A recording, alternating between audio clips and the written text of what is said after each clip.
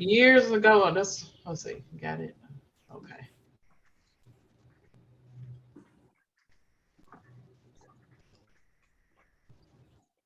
All right, look at everybody here. Already waiting. How's everybody doing? All All right, right. and you? Good, good. I know you're just looking at a little cartoon figure. Just a minute. It looks just like you. Ish.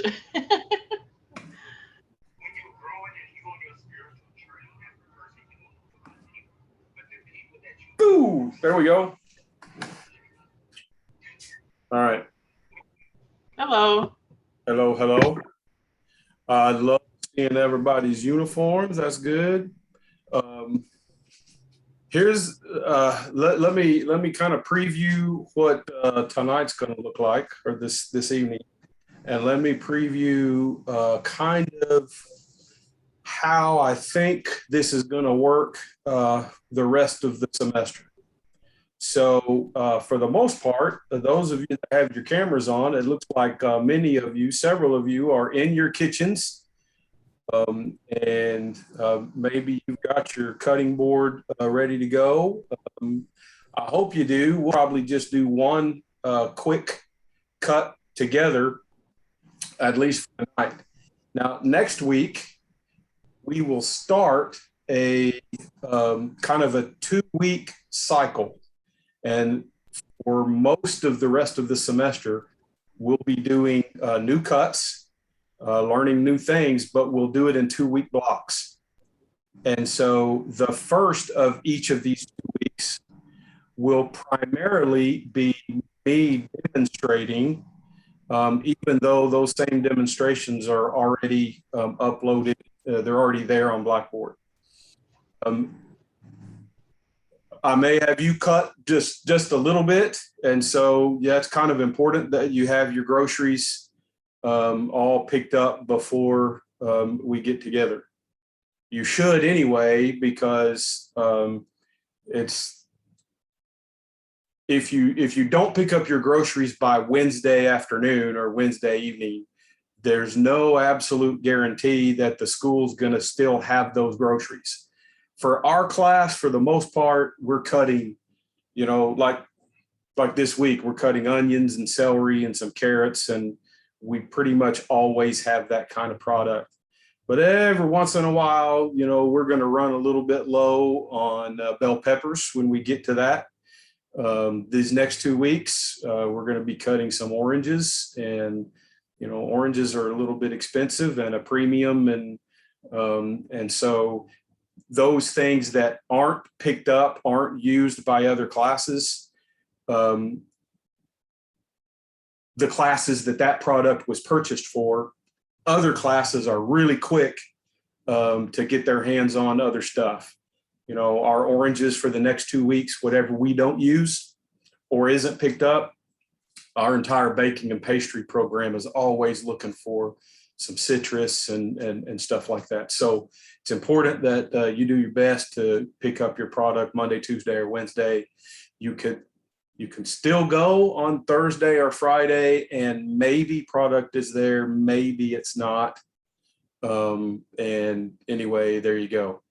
If you've looked at this week and you see what the specific lab assignment is, what you need to upload for grade, those are things on these Thursday night Zoom gatherings. Whatever you have to do for a grade, I will demonstrate, but we won't do together in class, because I don't want to use up that product, if this makes sense. Well, we use it up, you cut it here for Thursday night, but then I guess it's okay if you all submit your lab after we do our Zoom on Thursday. That's good and fine, but maybe you want to take your time on some of these cuts. One of the benefits that I'm noticing, I'm finding from this online class versus the in-person class is in the in-person class, we have a very specific finite amount of time.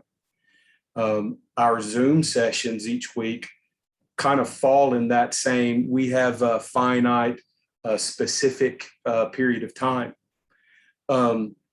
Those in-person students, if we're going to do a particular cut with a potato, I have a potato per person, maybe an extra one for practice. I have a few extras on the card in case somebody drops stuff on the floor, something like that. But there's not this unlimited waterfall of potatoes that we can just keep cutting over and over and over. So I ask you, online and in person, you buy yourself a 5-pound bag of potatoes, a 10-pound bag of potatoes. For the next few weeks, you can buy a couple of pounds of onions. I picked up a package, it's probably 3 pounds or so of yellow onions from Walmart for $2.50. And we use onions in food that you cook at home every day anyway. My point is this: the in-person classes all this week, they got 1 onion to do the 2 cuts that I'm going to show you to practice those. And that's it. It's kind of a one-shot deal. You dice half the onion, you get a grade for it. You do it well, you don't do it well, your grade is kind of dependent on that.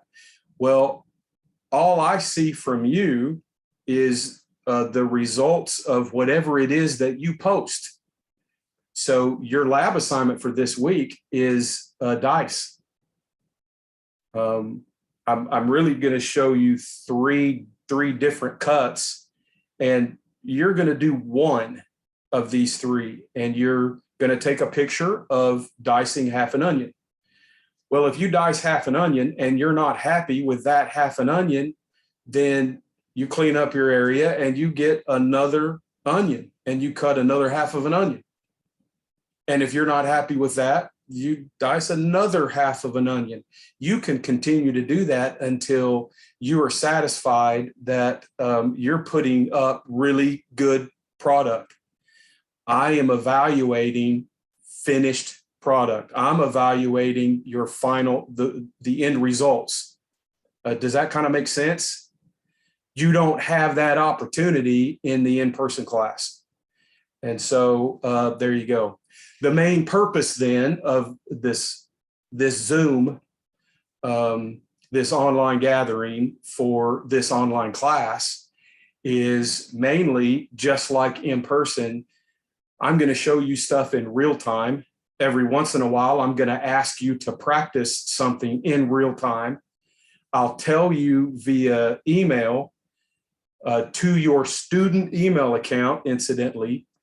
Make sure you access that on a pretty regular basis.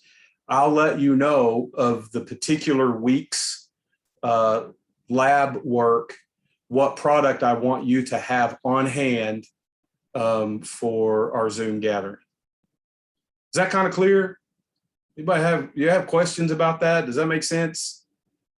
Give me a thumbs up, or give me a yes in the chat, or give me a I get it, or shoot me a question, because I don't understand nothing the chef's saying. What are you talking about? We're all good? Okay. If we're straight with that, good. Thanks, Caleb. If we're straight with that, then I'm going to send you on a little roller coaster here while I move my camera, and I'm going to put my camera right down on my cutting board. And the first thing we're going to do is talk about different knives. So I have the chat screen up.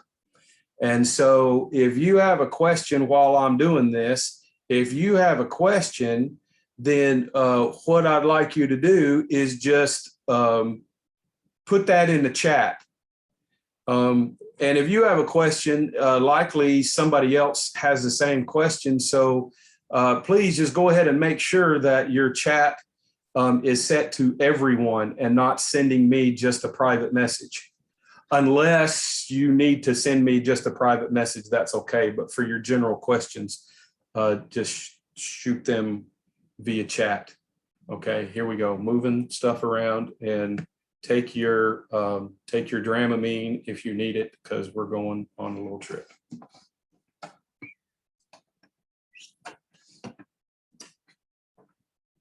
This will take a second. Give me just a second. I'll try to get this all nice and set and turned around so you can see. So how's that? You see my hand? You see the board okay? Good.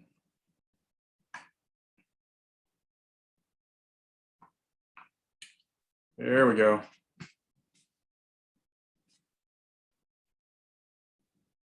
All right. Demaya said I froze. Did I freeze? Can you see me? Can you see me move? Can you see my hand move? Are we all good with that? I hadn't froze.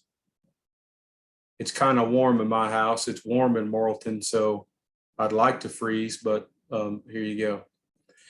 I have on my board right now, what if you purchased the student culinary knife kit from the bookstore. I see Jay's holding up her chef knife right now. You have several knives, and I'm going to talk about some of the knives that you have, even though I might be showing you a couple of different brands. And I'm going to show you some knives that you don't need to go out and purchase, but knives that might be used in our professional world. Here are the two knives that make up about 98% of everything that I do at home and have done professionally. Meaning the other knives that I'm going to show you, and many of the knives that you have in your knife roll, you will use depending on the task and depending on where you work. But a chef knife, and chef knives come 6-inch, 7-inch, 8, 10, 12. I've seen a 14-inch chef knife. The 12-inch and the 14-inch chef knife to me feels like a samurai sword or something like that. I don't like it. My preference is an 8-inch. If you got a kit that has both an 8-inch and a 10-inch, how many of you got two chef knives in your knife kit? When you bought knives, did you get one or did you get two? Send me in the chat. You got one or you got two? Or I don't know. You can give me an IDK if I don't know. Okay, one. Cherokee's not sure yet. Caleb of one. Okay, good. Guidance maybe got two. Yeah, probably lately I've kind of made a stink about that. And so maybe they've already converted. The Mercer kits, if you went and got a Mercer student kit via Amazon, you probably got something maybe a little bit different. You may have got the same knives, but Mercer has, I don't know, Mercer has probably 3 dozen different student kits. If you got these two knives and you are a culinary arts major, you're going to be set. You're going to be just fine for 99% of what you're going to do in culinary school. And most of that other 1%, we have additional specialty knives, like for meat and seafood. We've got oyster knives for shucking oysters and clams and stuff like that. You don't necessarily need to go out and purchase stuff like that. Yeah, Terry, good. You got yours at the bookstore. If you have at least these two, you're set. If you got two chef knives, more than likely you have an 8-inch chef knife and a 10-inch chef knife. Over the next several weeks, I would like you to do a little bit of cutting with both knives.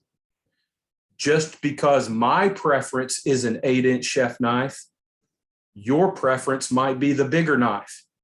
I don't care. That's fine. You don't have to like what I like, but you need to zero in on one of those chef knives and use the one, because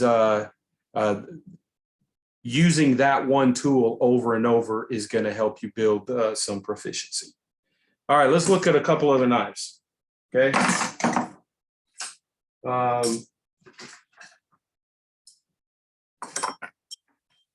Who can tell me what we're looking at right here? I'm going to see, I think I can kind of blow this up for everybody. Give me just 1 second here. Look at that. Boom. Y'all see that a little bigger now? You see that a little better?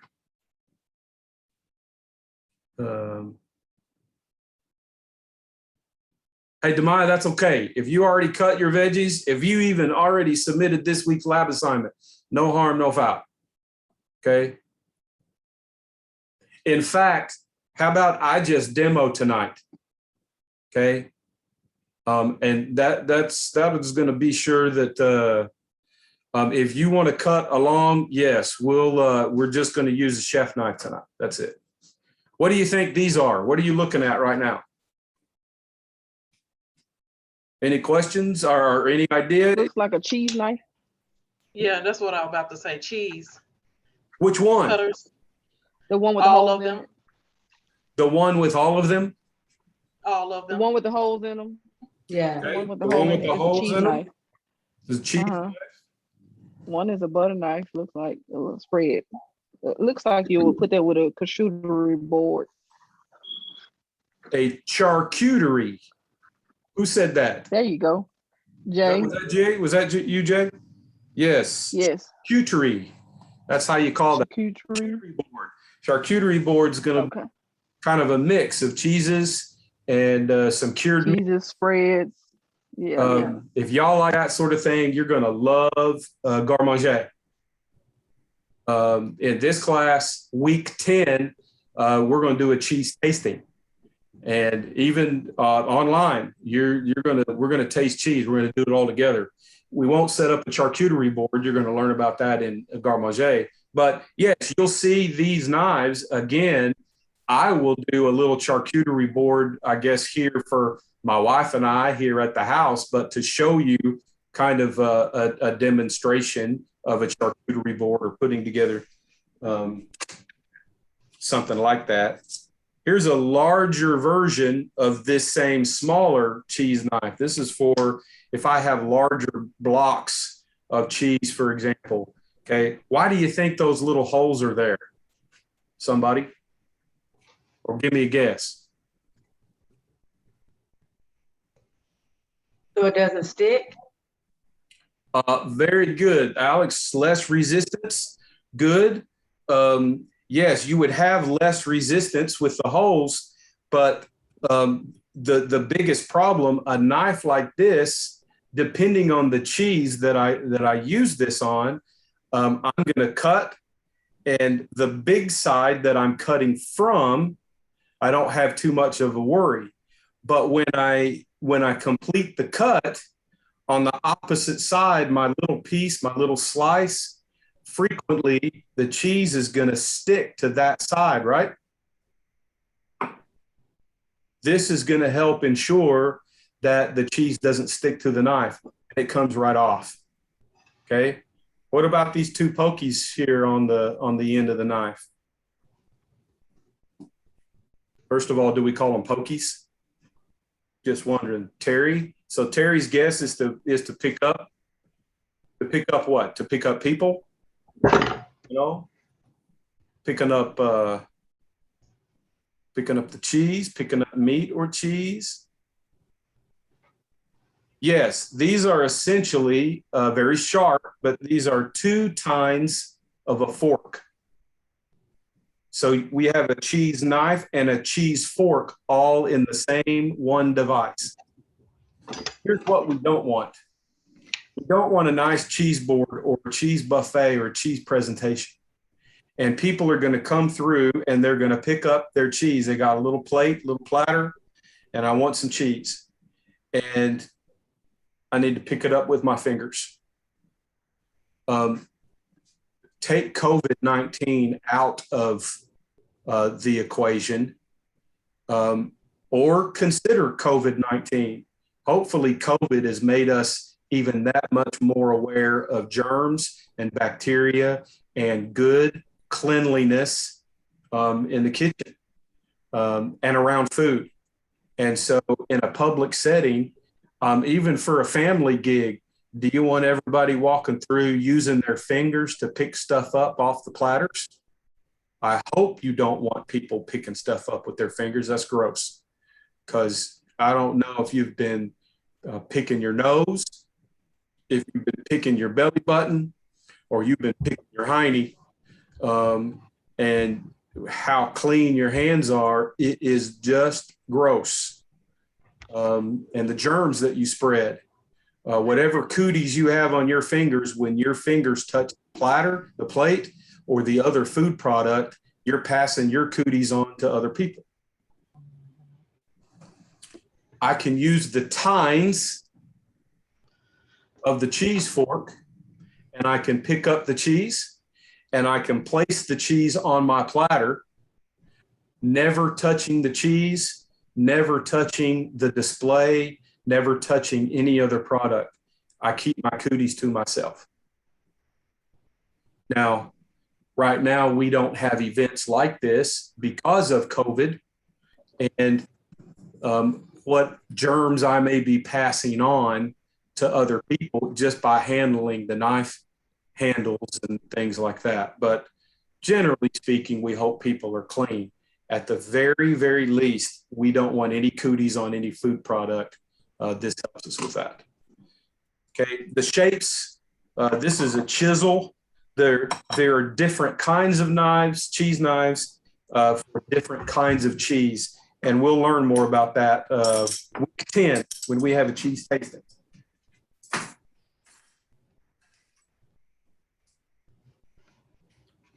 Okay, in your knife roll, many of you with your UAPTC, your Mercer student knife kit, you have a knife that looks something like this.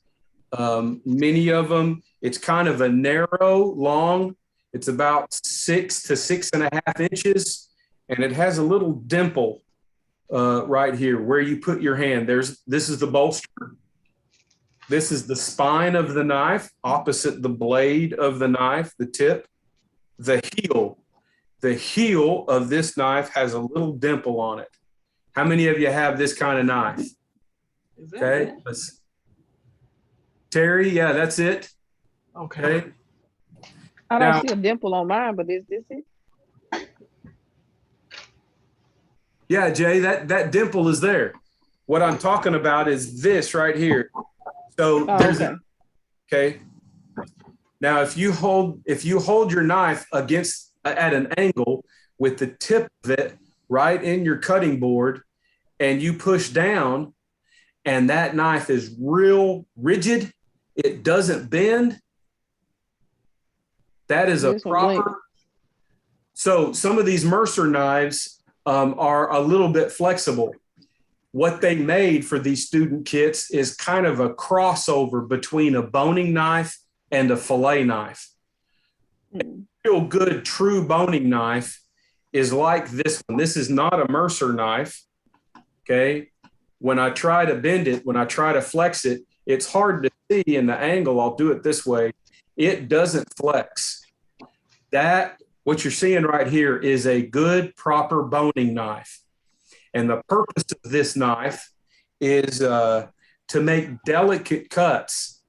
I want to remove, deboning a chicken, for example, and I want to cut around the thigh bone, but I don't want to chop away a bunch of meat. I want to trim it. I want to shave it away from the bone and just pull out the thigh bone. I need to use a boning knife for that. This is not for cutting the bone, cutting bone. This is for removing the meat from the bone. Now imagine even something like a chicken, okay?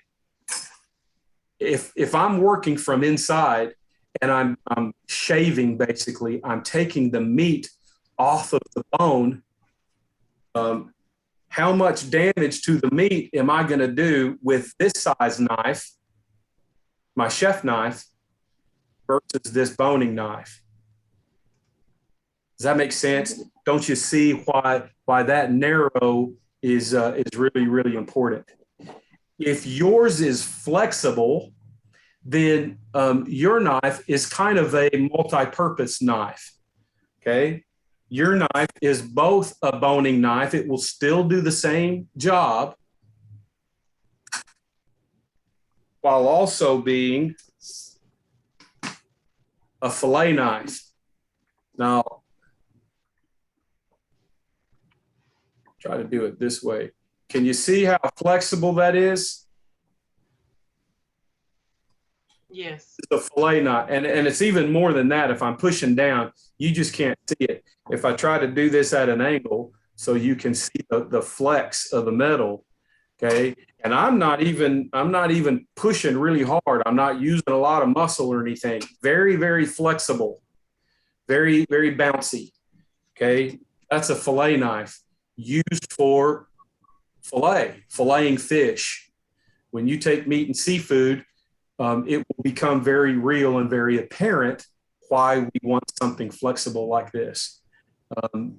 Fish is very, very delicate, and we don't want to tear up the fish. But when we're filleting, we've got to take it off the bone. We need that flexibility. And so you'll learn that. You're going to learn how to fillet round fish, like grouper, like branzino, like snapper.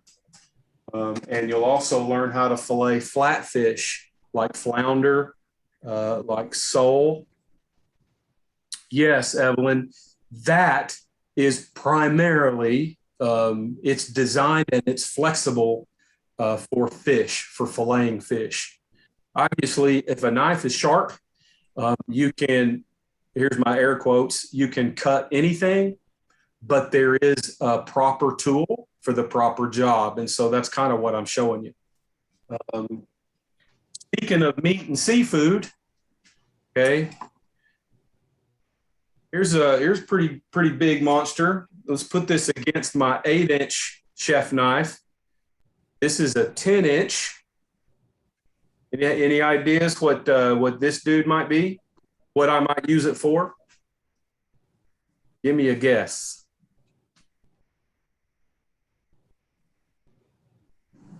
Yes, Evelyn is spot on. This is a butcher knife. Okay. So as a butcher knife for butchery, let's say I want to cut down a pig. I have a whole pig. If I'm going to work inside, what I'm after is separating individual muscle structures. If you remember your basic high school biology, if any of you took high school anatomy, and maybe you just know this anyway, you've got very specific muscle structures in your body. You know, you've got calves, you've got a bicep up here in the top of your arm, but on the opposite side, you've got triceps. And they may all kind of connect, but they're completely different muscle structures. In the animals, they're different muscle structures. On the butt side, the back side of a cow, in one ginormous big piece of meat, you have top round, you have bottom round, you have inside round. And I want to be able, as a butcher, I want to be able to separate properly the whole part of those muscles. Well, if I use this knife, my chef knife, especially up here at the tip, when I'm cutting away at the fascia, when I'm cutting away at the fat and the fine little tissues that separate, that hold the muscles together, but separate the different muscle parts, I do more tearing with just the tip of my chef knife. It'll work in a pinch, But what I really need is this curve right here. Now I can work inside the animal and I can remove pieces at a time, or I can cut sections at a time of that connective tissue or the muscle, the fat in between without tearing or doing a hatchet job. So butcher knife.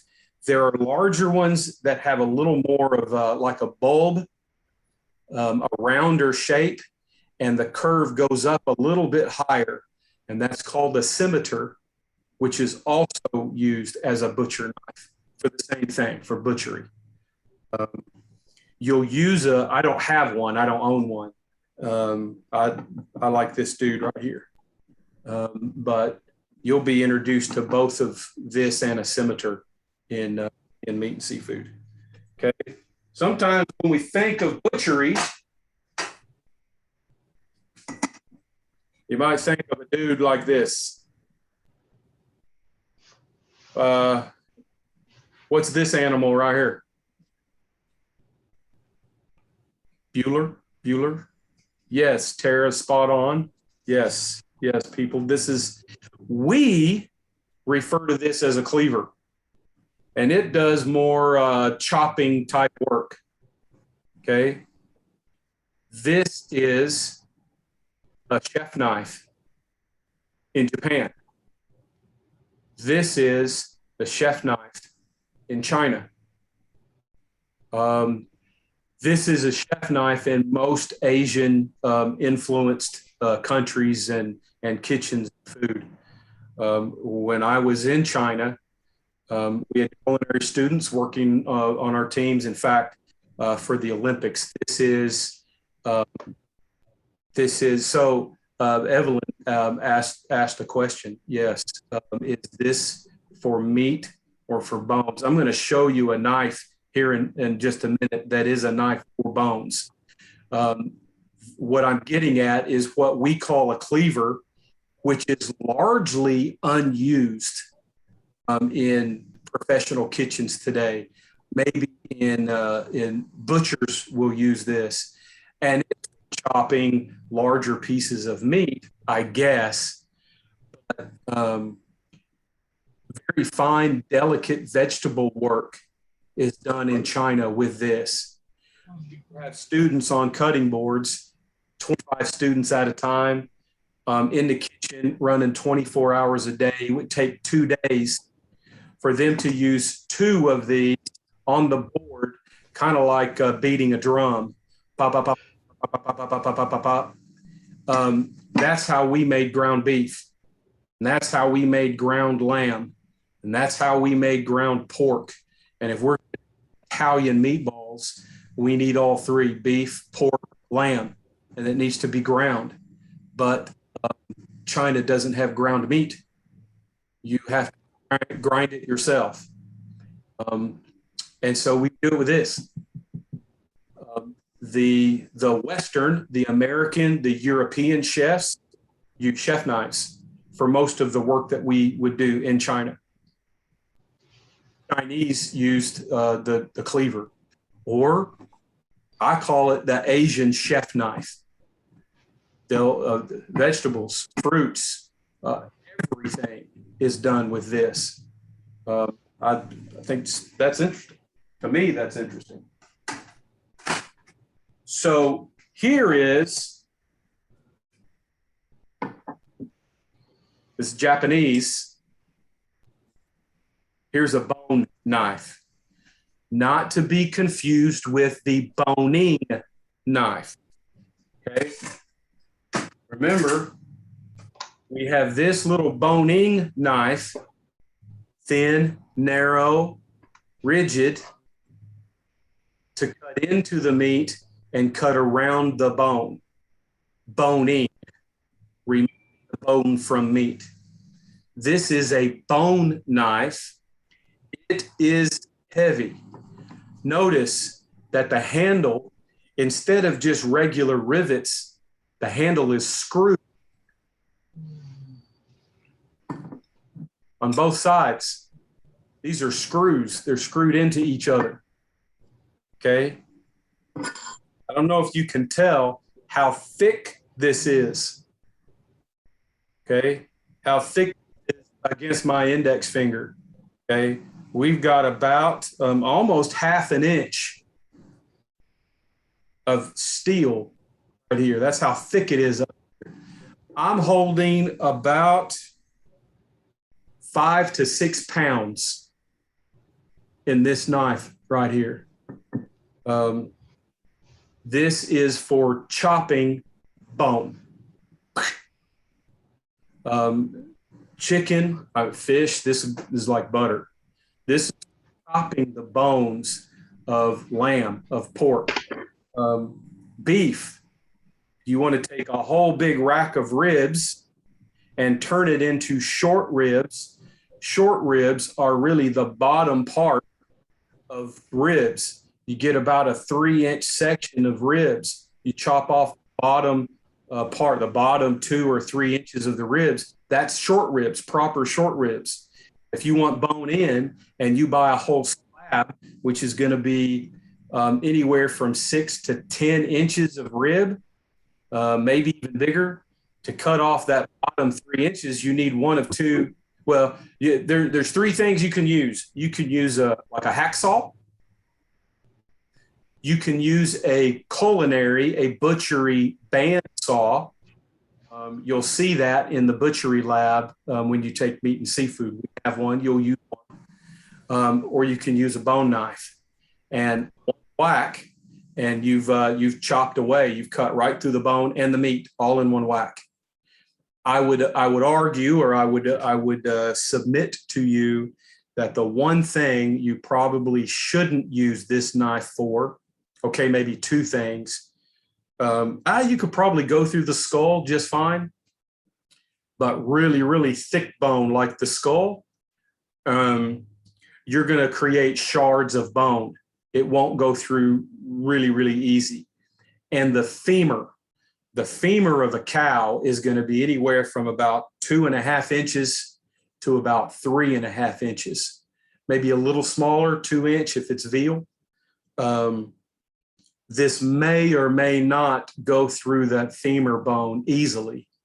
Depends on the thickness of the bone.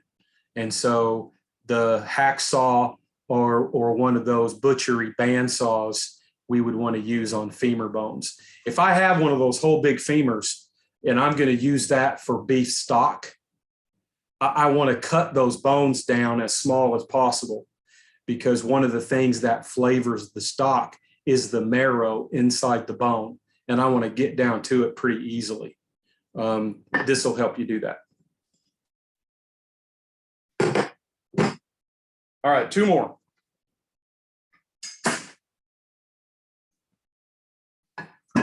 Ever seen anything like that? Bueller? I see Jay shaking her head, yes. You got to say something or chat something on my screen, since I only see about 4 people. So Samuel, good guess. Is that for fish? Mercedes never seen that before. Nobody's seen that. This is a Serbian chef knife. So Middle Eastern. Okay, it's not burnt.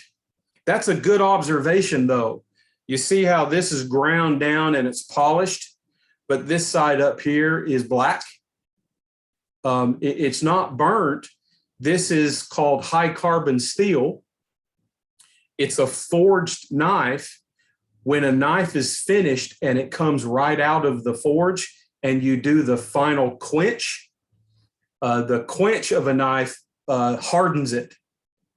And it's red hot and it's dipped in oil. Used, dirty, spent motor oil is a usable product for quenching the steel. That leaves the surface not really, it leaves the surface black, kind of opaque, matted. And then it takes a lot of grinding to get all of that black off. Some people some country influences leave that black, and just grind to create the angle, the V, and then completely refine the edge, the sharp part of the blade. Does that make any sense at all to anybody? I hope it does. That's why this is still black on the top. It's, I guess you could say it is burnt. This has come right out of, I mean, screaming, glowing red hot.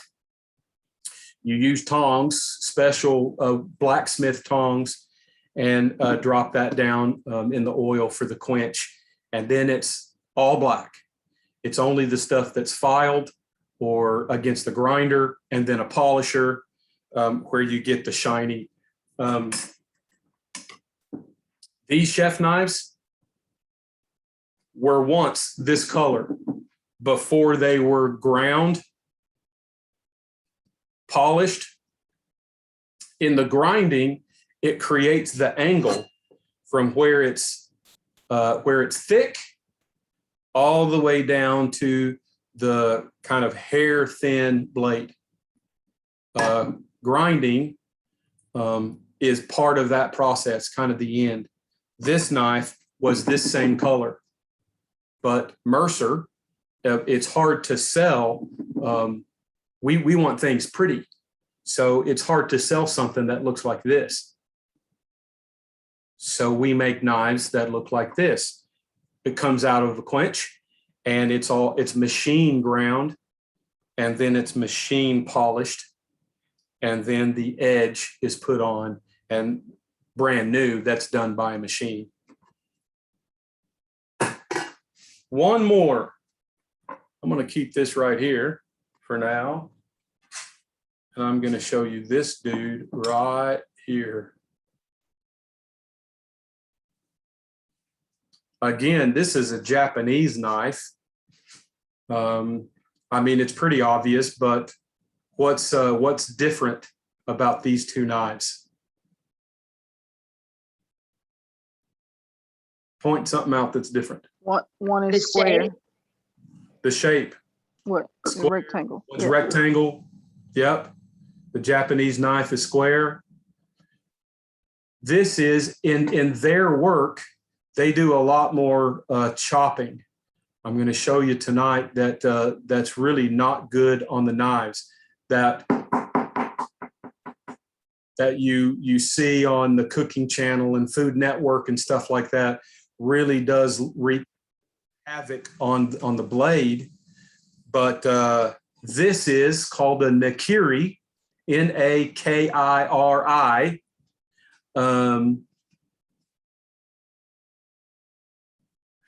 Evelyn, something like this is specifically a sashimi knife. In fact, it's that Santoku that's becoming pretty popular around here. That's almost like this, but it has a kind of a fluted gratined characteristic in the blade, and it's a little, not quite this squared off. The top of it curves down, but the blade part is flat like this, the Santoku. That is a sushi and sashimi knife that has kind of taken over in domestic and home kitchens all over the country now. It's kind of the vogue knife. It's the knife that everybody wants. This is a fruit and vegetable knife. And so today I would rather use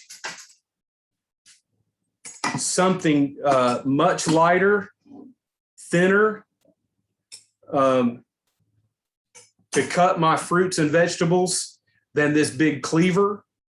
And so beginning with the Japanese, I mean, just look at the, if you can tell, look at the thickness difference in the two knives. This is thick and heavy duty, okay?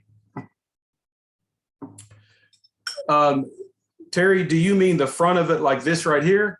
No, it's not. This is dull. This is just like the spine.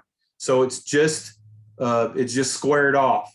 The only sharp part is the blade section, okay? And that blade This is razor sharp. So I'm not going to spend a whole lot of time playing with it with my thumb, or I'll end up cutting myself. And then y'all will laugh at me. And then I'm so sensitive, I will cry because y'all are laughing at me. And I don't want to cry in public. So let's just leave it at that. Kind of the last thing I want to say about your knives. I don't have them with me, so I'll just use this leather as an example. Hopefully, those of you that purchase knives through the bookstore, you have little black blade covers. Y'all need to use whatever blade covers, whatever safety device you have. Yeah, Jay, hold that up again. If everybody can see that or not. Yeah, that covers your blade. That is intended in part to protect the blade, the edge of the blade. You move around, you're carrying that bag from place to place in your on your shoulder, and you throw it in your car. You just toss it off your shoulder with your book bag when you come into class. You drop it on the floor, and even though your knives are in a bag, they're still susceptible to injury, to damage with that kind of treatment. And we're rough on knives. So one of the purposes of those covers is to protect the blade. That's the thing you want to protect on the knife more than anything else. You don't want chips. You don't want bends. You want to keep that edge straight and sharp and true all the time. The other reason to use those black covers on the blade, I think the most serious injuries, with one or two exceptions, the most serious injuries I've seen at the culinary school is when those covers aren't used and you reach in your bag. So you reach in your bag to take out a knife and you don't have covers on. You reach in to take out a knife, and your thumb, your knuckles scrape against the uncovered knife right next door to the one you're taking out. And when you pull it out of your knife roll, I've seen some pretty good cuts over 3 or 4 fingers. I've seen one do that, and she had to go get stitches. Sent one other student to go get stitches because poor technique was used. And that's the next in fact, that's a good segue to move on to the next thing that we need to cover, and that's using knives properly. I'm going to move this out of the way. Before I do, you can use the chat if you would. So I'm just going to keep the camera set right here where we are. Do you have any questions about knives? Or is there a knife in your roll or in your kitchen at home that you're not sure what it is and you want to ask?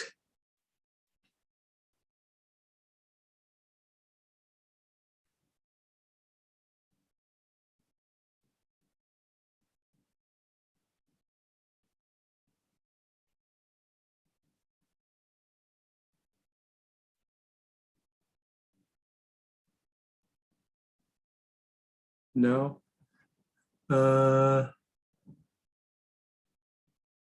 I'll give you a couple seconds.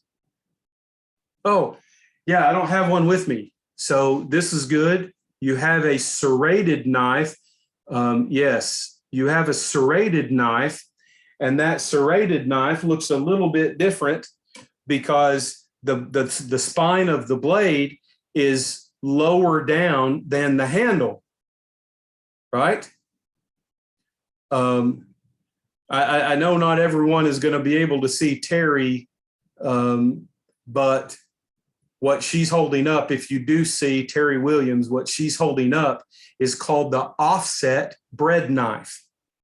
Okay, the offset characteristic, offset meaning the handle is higher than the knife blade. The spine is lower than the handle.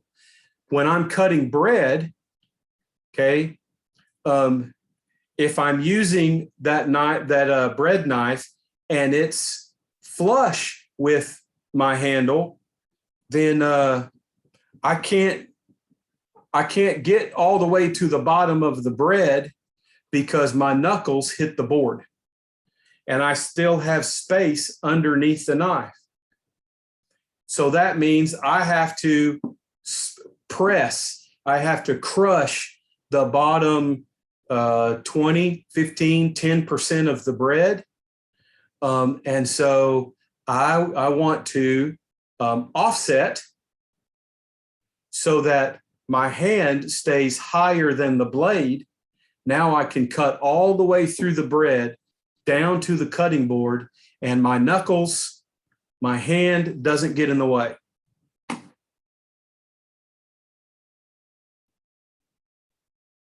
All right. Let's hold on just a minute. I have another question, and let me see if I can scroll through here. Or maybe I can just change the view and go back to that. Okay. Alex, I can see you. Go ahead and unmute and let me see what you got. So have you ever seen a Wusthof do this? Yes. It fell out of my knife bag because I have a hole in my roll, and hit the floor like 2 days ago at work and snapped. Broken. It broke into a third, yeah. Okay. Yeah. It broke in thirds, or Like right third like, and yeah, like pretty much a third of the blade, I'd say. Because it's an 8-inch chef knife. so here's why. Does anyone know the formula for stainless steel? The knives that we have, the knives that you're using are stainless steel. They're steel, whether it's high carbon steel, forged carbon steel, they're steel. There are multiple ingredients, but essentially there are two main ingredients in steel. You know what they are? No. Iron and carbon. The number one ingredient is iron. And then you have a little bit of carbon, and then you might have, if we had our chef knives and our chef knives came with an ingredient list, like you see on the back of anything, get a pack of gum and there's a list of ingredients of what's in that gum. Buy some salad dressing and there's ingredients, and everything we eat starts with sugar. That's why we all have the sugars. I have the sugars because I eat too much sugar. I do eat too much sugar, but it's in mustard and blah, blah, blah, everything, right?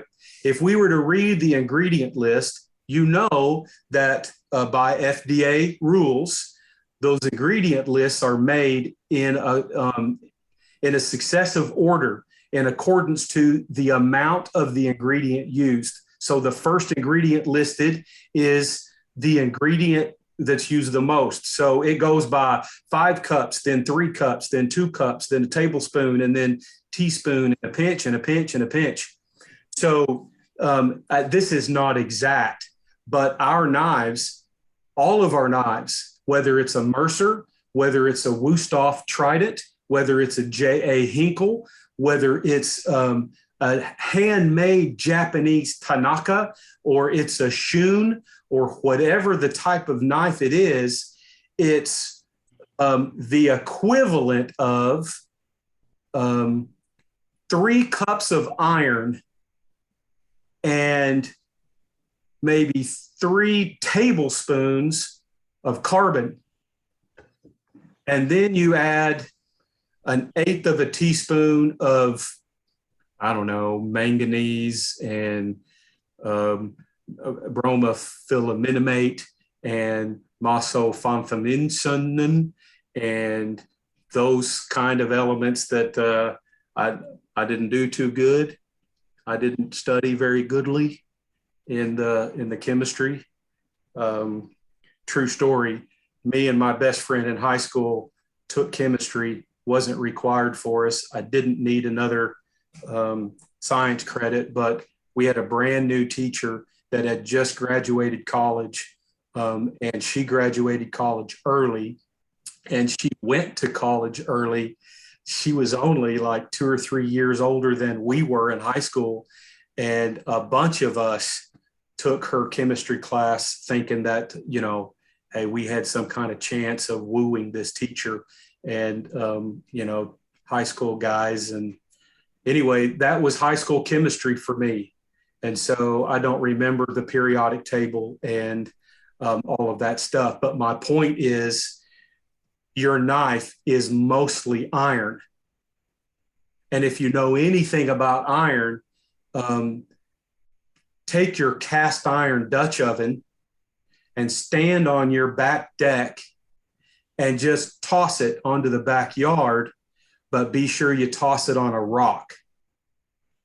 And what's going to happen to that cast iron, solid iron Dutch oven? There's going to be a fault line. It's going to crack. It's going to just break in half, or it's going to break in thirds, and it's cast iron.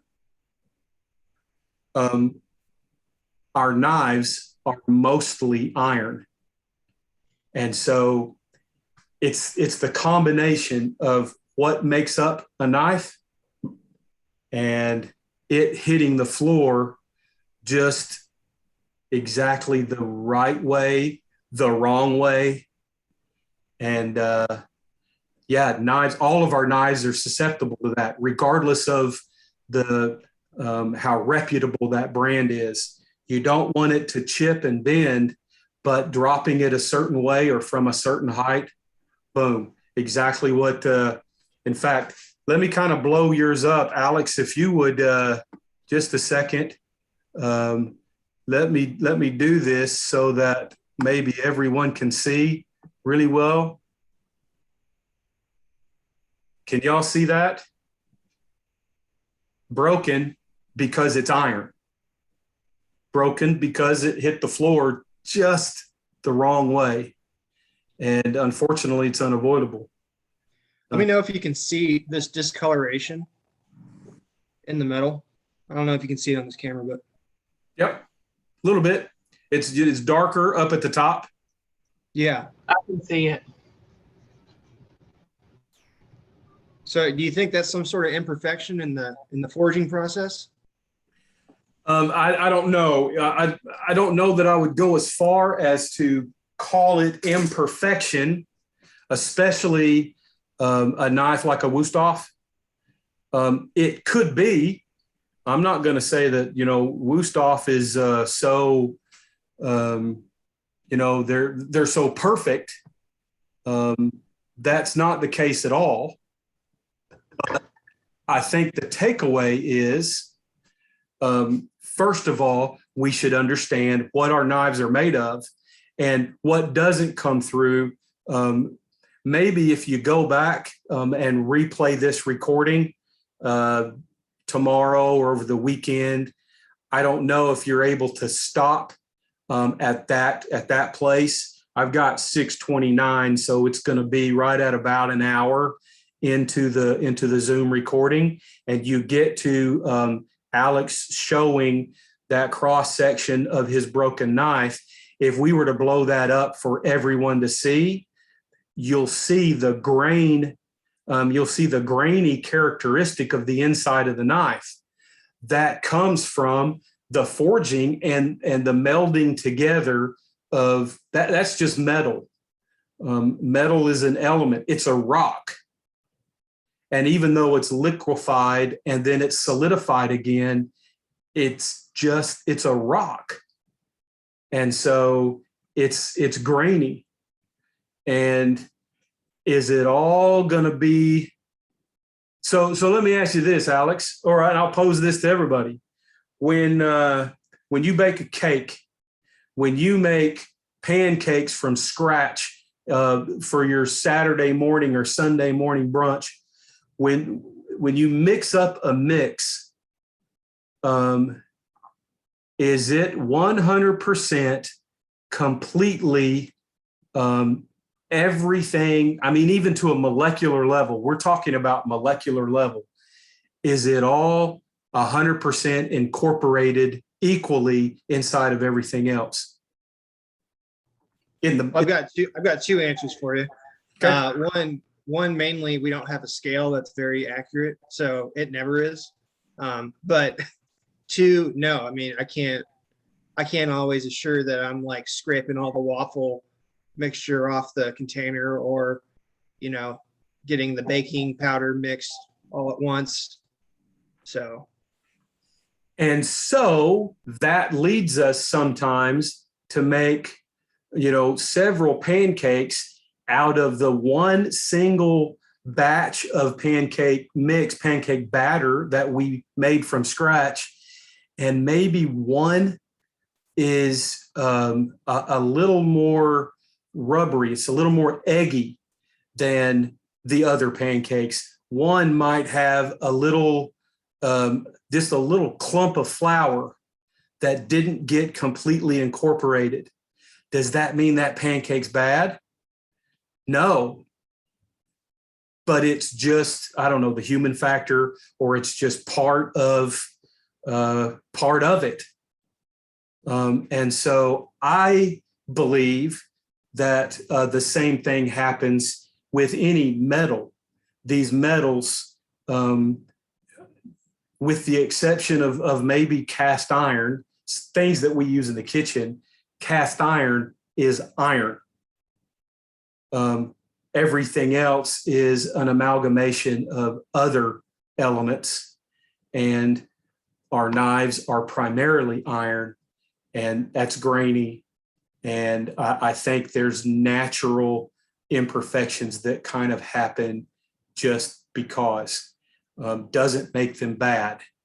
What we're looking for, so Alex, your Wusthof knife comes from a company that's very reputable, that produces a product that is hard enough for our professional world to hold its edge for a long, long time, versus a softer knife that will not hold an edge for any length of time at all. And so that's going to be a matter of sharpening. But every single one of our knives, regardless of the brand, has those inherent imperfections somewhere. This knife, it's a Mercer. So Mercer has done their best to copy J.A. Hinkle. J.A. Hinkle, kind of like Bill Gates, used to work for Apple. Bill Gates was an integral part of creating Apple Macintosh, the mouse, and that kind of technology. He broke away and created Microsoft. J.A. Hinkle worked with Wusthof, was an executive, helped create the formula that is the Wusthof Trident knife. He left Germany. He came to the United States and created his own knife with exactly the same formula. That's the J.A. Hinkle. Mercer has done their best to copy that same formula. Are they all exactly the same? No.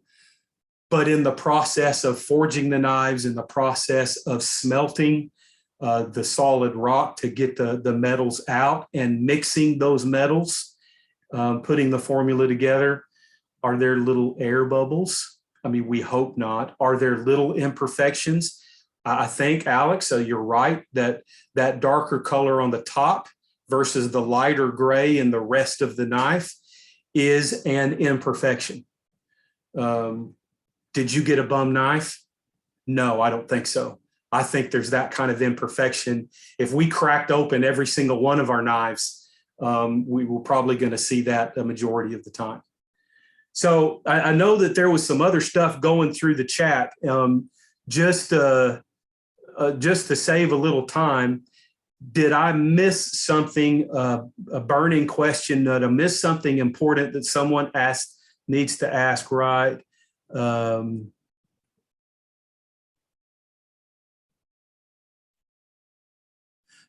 that's a good point. Especially today, there are different methods of hardening. And so what was that method? When I mentioned quench, the quench hardening, that's kind of going to primitive blacksmithing or bladesmithing. And I know that's still done today, especially among those chefs who have kind of broken out of the kitchen and do their own bladesmithing. You saw a video of one of those individuals last week, I think. There were several videos how to sharpen a knife and take care of a knife. Do y'all remember that? He's a former chef, and he really got into knives and knife smithing. And so I'm sure at a commercial level, commercial production, they're not hand making each knife one at a time. And so whether they use induction or they use old school quenching or some other methods. I'm not a bladesmith, so I don't know all those particulars, but that's a good observation. Anything else?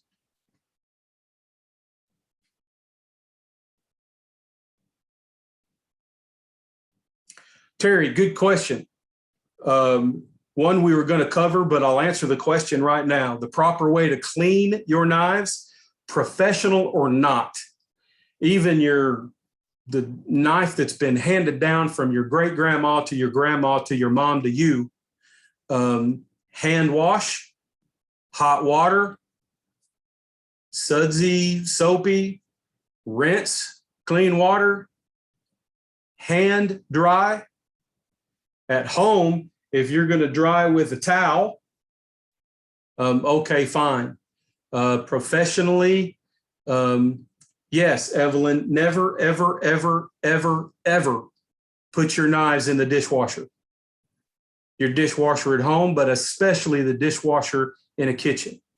The soap that's used in most commercial dishwashers is caustic to the stainless steel. And it starts with this nice polished, shiny characteristic. It'll ping, P-I-N-G, it'll ping. And so it'll put like hard water spots. And when you reach a point that you can't rub that spot out, it's not hard water. It has started to ping. There's a chemical reaction going on. And it's eating the finish. And then it will start to eat the knife. And it really takes a few weeks.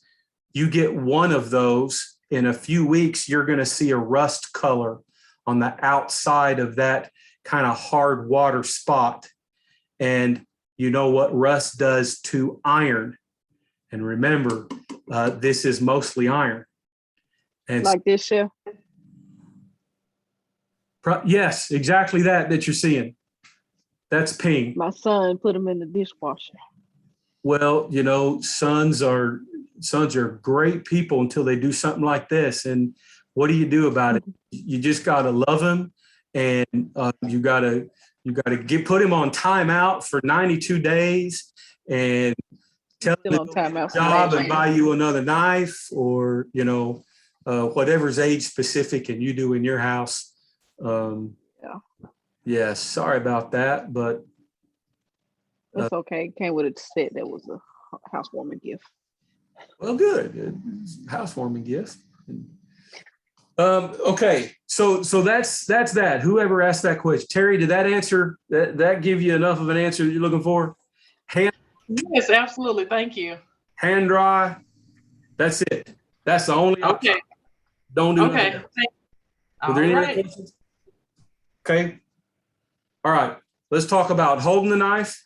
Let's talk about what you do with your other hand. And then, kind of for the sake of time, let me demo a cut or two as we talk about how we use the knife. Okay? How we cut. Might need to see if I can raise this up just a little bit.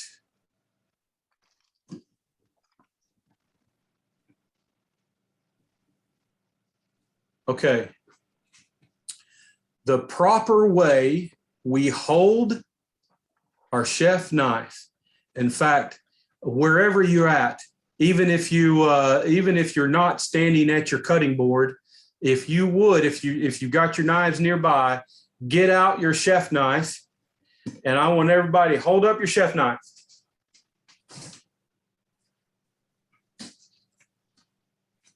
Let me see it. Let me see your chef knife.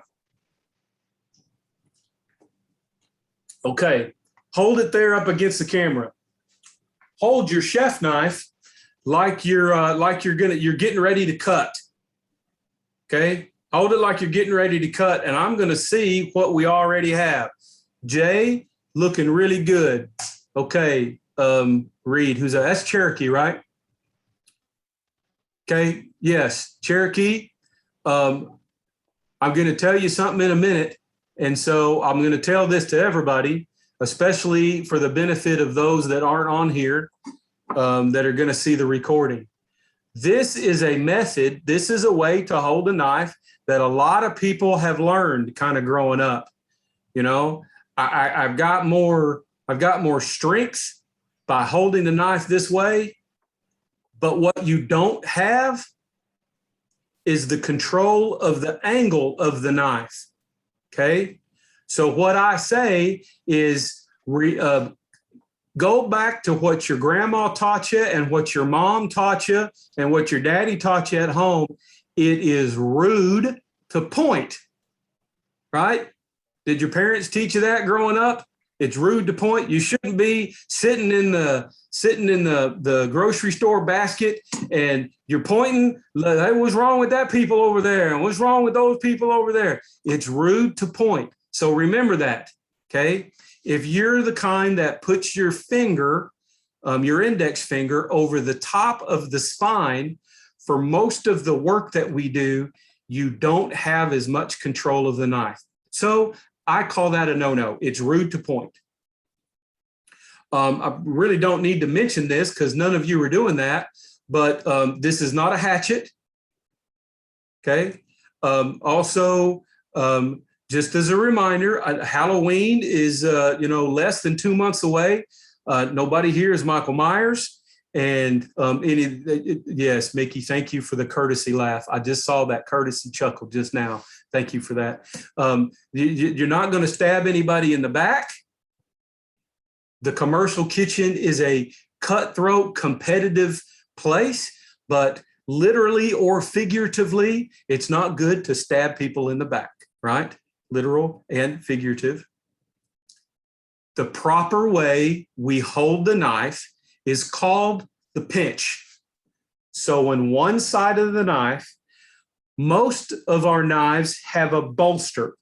If you have a forged knife, then most of our forged knives comes with this thick place where the handle meets the blade. Just forward of that thick place, the thick place is called the bolster. The very bottom part of the blade, where it meets the blade, meets the bolster, is called the heel. Okay, right above the heel, right on one side of the bolster, I rest my index finger. On the opposite side of the knife goes my thumb. It's a pinch. And these three fingers just comfortably wrap around the handle, and it kind of pulls the handle in to the crevice in the palm of your hand that your hand makes whenever you hold the knife. Okay? The pinch.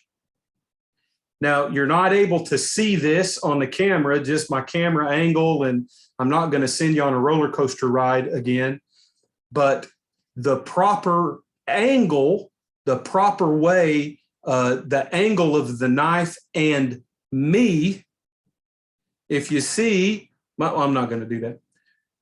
The point of the knife and the curve, the inside of my arm, where the elbow opposite side, the break in your arm where the elbow bends, from the inside, from that bend, your wrist straight, right in between your finger and thumb, all the way to the point of the knife.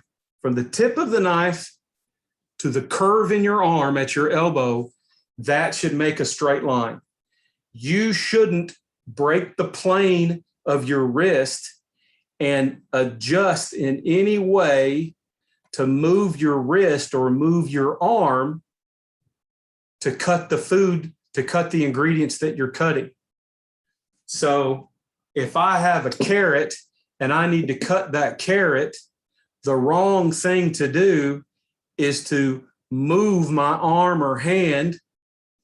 If I have it in kind of close, I'm going to move my arm or my hand so that I can cut the carrot. That's the wrong answer. I need to rearrange the ingredient on the board so that I am able to stand relaxed. You're not standing at attention you're not in army formation. Okay. You need to be comfortable. Your shoulders need to maybe drop a little bit, whatever is comfortable for you, because you might be standing there for 6 hours, 8 hours, 10 hours in a single stint, cutting, chopping. Okay. Evelyn, yes, you can cut along with me, but I'm not cutting yet. Okay. So just stand by. Okay. Because once we get good with the handle, we need to get good with how we guide the knife. Okay. So your opposite hand, for me, my left hand is my guide. I'm right-handed, so I'm holding the knife in my right hand. My guide is my left hand. If you're left-handed, you're holding the knife in your left hand. Your guide is your right hand. I'm a UCA graduate. At UCA, it's the UCA Bears. We do it like a big bear. And so you hold your hand up and you go, "Arr," when you do it like a big bear. So even with your microphone muted, I want to see your face. I want you're going to do it like a big bear. So your guide hand, I want to hear you and I want to see you. "Arr." So give me a and put your bear claw up in the camp. There you go. Yes, I know it feels dumb and it feels dumb. Y'all signed up for me for Food One, and I like the silly sometimes. Notice how your hand position is. Notice how your fingers are curled in, not curled under. They're just curled in. Now, if you move without changing your finger position, if you put that down on the cutting board, one finger sticks out longer than any other. And it should be, yes, look at Jay. She's just about flipping us all off already. It's your flippy finger, it's your dirty finger, your dirty bird finger, your wordy bird finger, your birdie bird finger. It's your great finger, your long finger, your disgruntled driver highway communication finger. That's the one that sticks out. Now, the joint of that finger that sticks out the furthest is this very first joint, the joint just above your fingernail. Okay. I'm going to give y'all some homework to do for at least a week. And over time, I'm going to be able to tell if you really do this.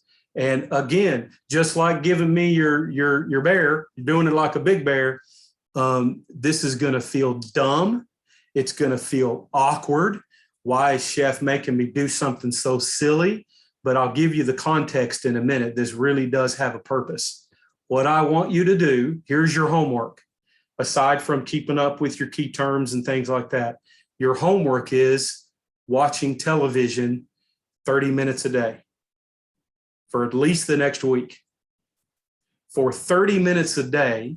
You're going to watch television, your sitcom, don't watch the news. It's depressing. But watch something that you like, a Netflix show that you're in, an Amazon Prime show that you're keeping up with, reruns on the TV, whatever it is, 30 minutes. I want you to stand up. We do this standing. We don't cook sitting down. I want you to, with your guide hand, whichever hand that is, I want you to make your bear claw. And right against that very first joint in your great finger, I wanted you to take your chef knife with the proper grip, and I want you to rub that joint. Rub your finger, rub the knife against your finger up and down while you're standing up and while you're watching television. Okay? Do some of that now. Yeah. All right. Good. Good. Those of you that are doing good. Yes. Good, Evelyn. Good, Alex. Good, Cherokee. Okay. Terry's moving her camera down. Good. Okay. Yeah. You don't even need to. I don't want you to do this against the cutting board. I want you to stand up. So it's just, you're right up out in the air, but stand with your shoulders down. You're going to hold this right about belly button, right about waist level, and rub, rub, rub. Okay. Now, let me tell you why. Here's the context. Okay. Do you remember? Okay, Alex, good. You're going to watch SVU. Is Law and Order an hour long, or is it a half-hour show?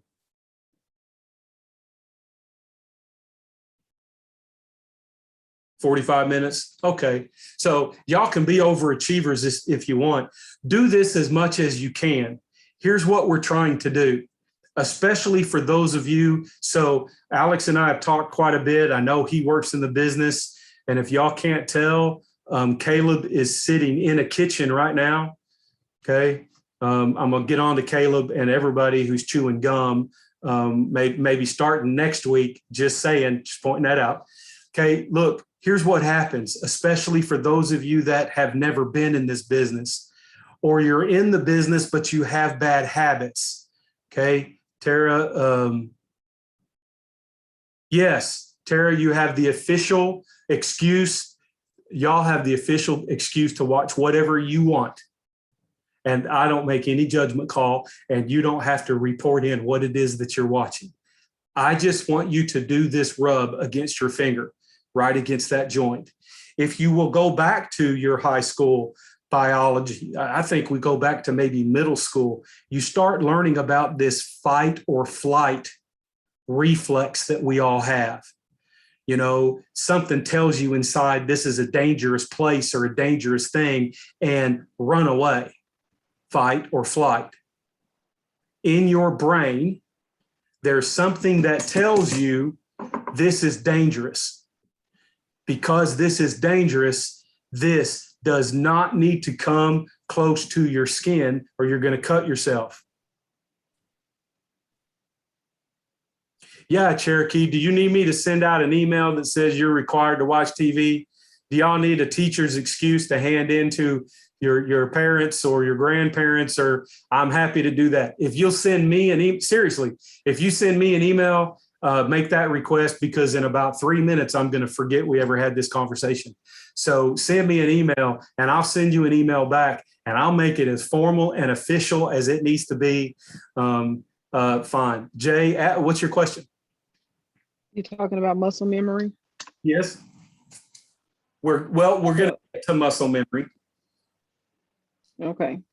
But right now, for safety in a commercial kitchen, we need to turn off essentially that fight or flight mechanism inside of us that says this is sharp, keep it away from my hand.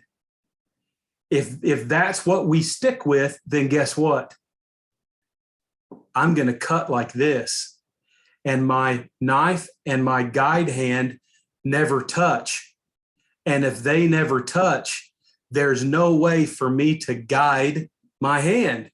It's this hand that tells the knife where to go. Those ingredients that we're going to cut, I'm going to cut a celery here in a minute, and those ingredients stay stationary on one place on the board. The ingredient doesn't move. Your guide hand and your knife move. Your knife moves in accordance to the directions you give it by how you guide the knife with your guide hand. And the only way to do that is for these 2 points to come into contact and stay in contact all the time. So you need to turn that off. And a way to turn that off is to watch television and rub your finger with your knife. Okay? There's another reason I want you to watch TV while you do this. Okay? In a commercial kitchen, to be a successful chef, we call it multitasking. You have to multitask. First of all, I'll tell you that multitasking is somewhat of an illusion. You can physically only do one thing at a time. But in our world, we have a saute heating up. We have stock coming to temperature. We have some fish poaching. We have some chicken on the grill right now. We've got some garnish going down in the fryer, and I've got to chop some herbs for a little finish on the plate. And I've got all this stuff going on all at one time, and I'm responsible for all of it. Multitasking for us really means mentally paying attention to exactly what I'm doing, in this case, cutting the herbs, while also being attentive to everything that I have going on the fryer, on the grill, on the stoves, on the griddle. My brain needs to be registering everything that's going on at the same time. And to be safe in the kitchen, I have to be aware of my surroundings, even though I'm focusing on one thing. Doing this exercise while watching television with your eyes on the TV begins the process of training your brain to do at least 2 things at the same time and focus paying attention to at least 2 things at the same time. Does that make sense? If that sounds dumb or it doesn't resonate or you really don't understand what I'm talking about, raise your hand or ask a question. To me, I think it's pretty clear. At first, this is going to seem very awkward.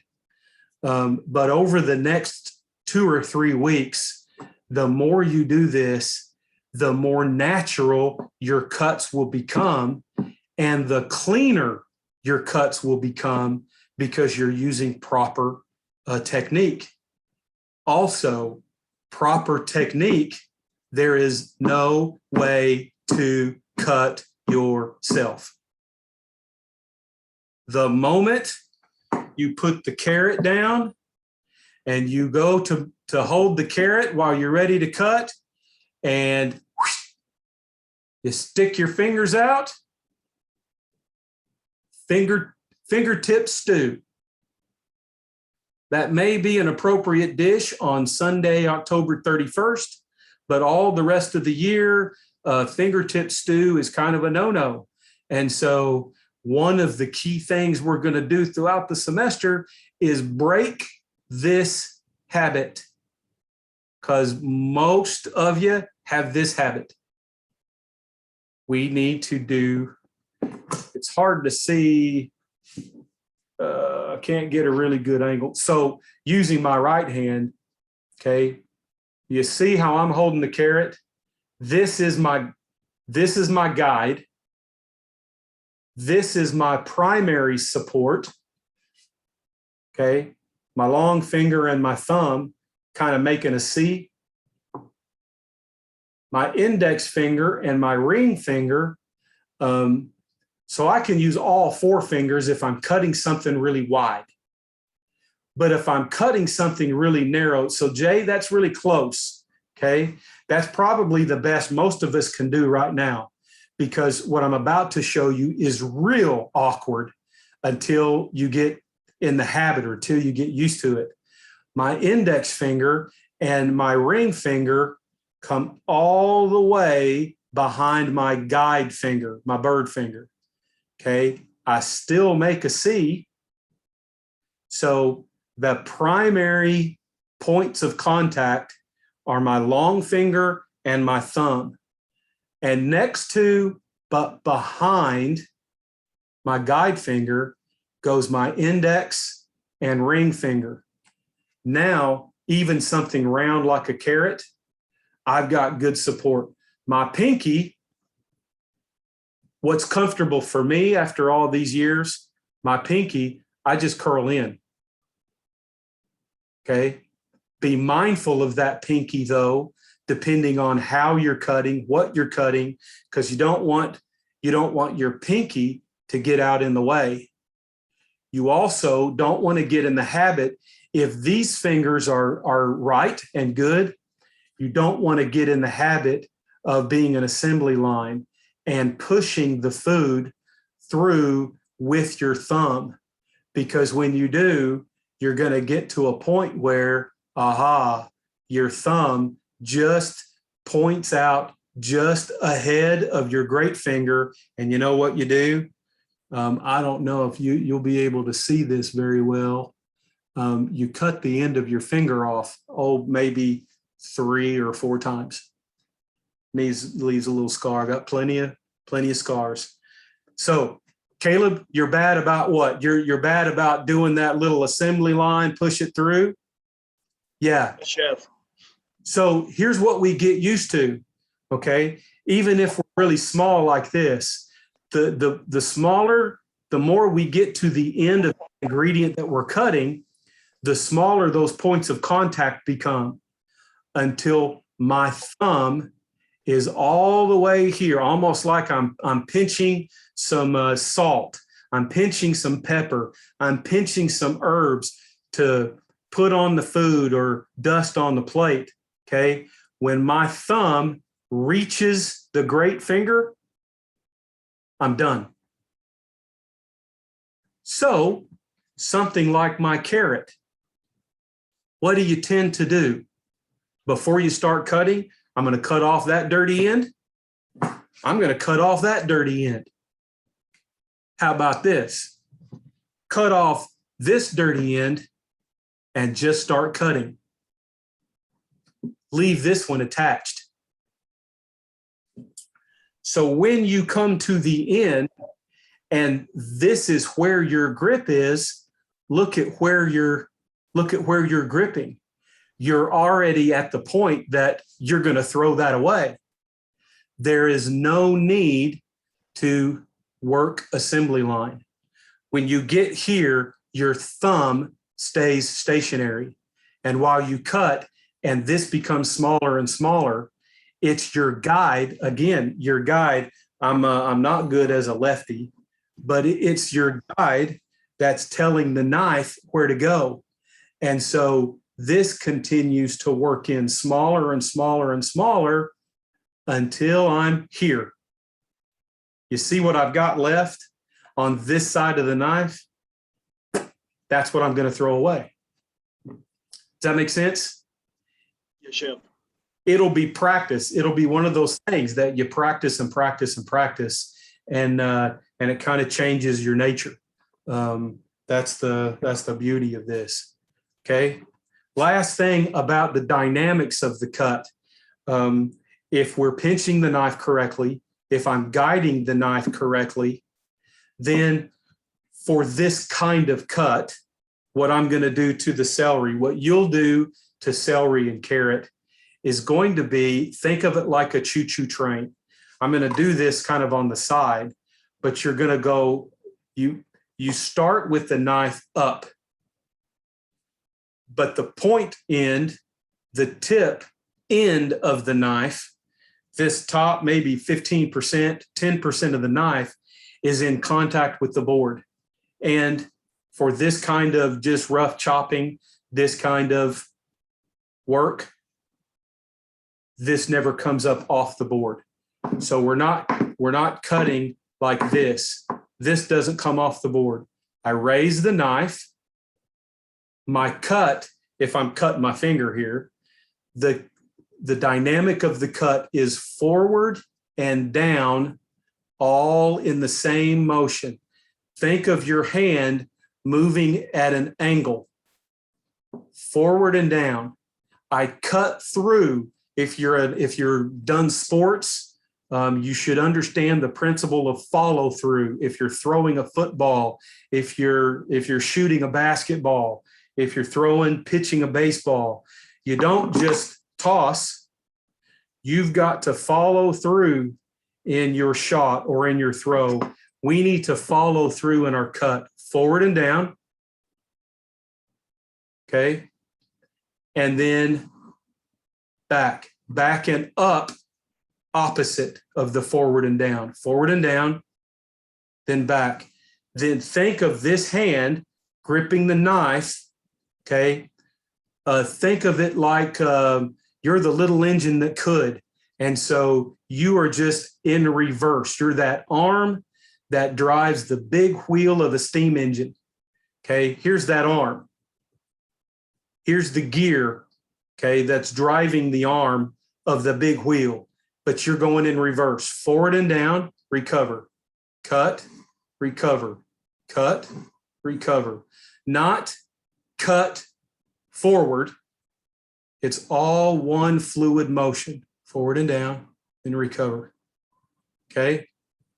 Those of you that have a board in front of you and you've got your knife, if you'll angle your camera down as best you can so I can see your hand and your board, I'd like to see you go at least that far. So we're going to see a forward and down and a recover.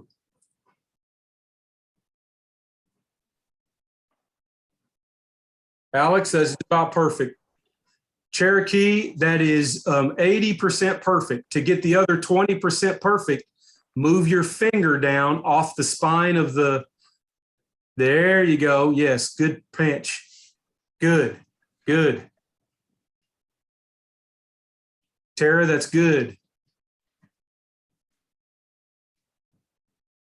Evelyn, that's pretty good. Samuel, that's good. Caleb, good. Sydney, that's pretty good.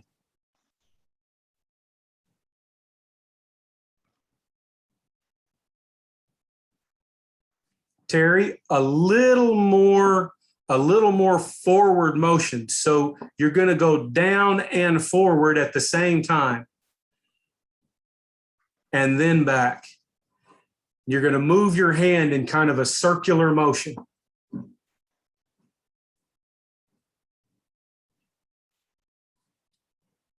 I'm doing this on the side, but can you see? Can you tell how my hand is moving in a circle? Okay. That's the cut. Evelyn, good. Right up against that, right up against your guide finger. That's right. That's good. Spot on. I might have missed a couple of you. Okay. Let's talk about one more thing, and then I'll cut. And that's going to be keeping your knife sharp. So we can't see angles very well. You saw all these videos last week. I just want to kind of cover again. You've got a hone, okay? You're, first of all, holding your hone. We all have maybe different kinds of hones, but on your hone, you've got a thick side that's probably circular and kind of oblong. You've got thick on two sides and you've got thin on two sides. The thin on both sides is a cheat. And I'll tell you what that cheat is in a minute. The thick on both sides is the exact, it's the protection for your index finger, for your hand, your thumb. And so your thumb tip kind of goes right up again. Yeah, Samuel, good. Terry, good. Okay. So I'm holding, again, it's almost like the pinch, but it's in reverse because I'm using my left hand. Okay. There are different ways to do this. I'm an old school chef, so I've been trained to do this towards me. And the motion is from the tip of the hone. I start at the heel of my blade and I draw the knife towards, mine is like a hilt of a sword, but I draw in one continuous motion to the tip of the blade.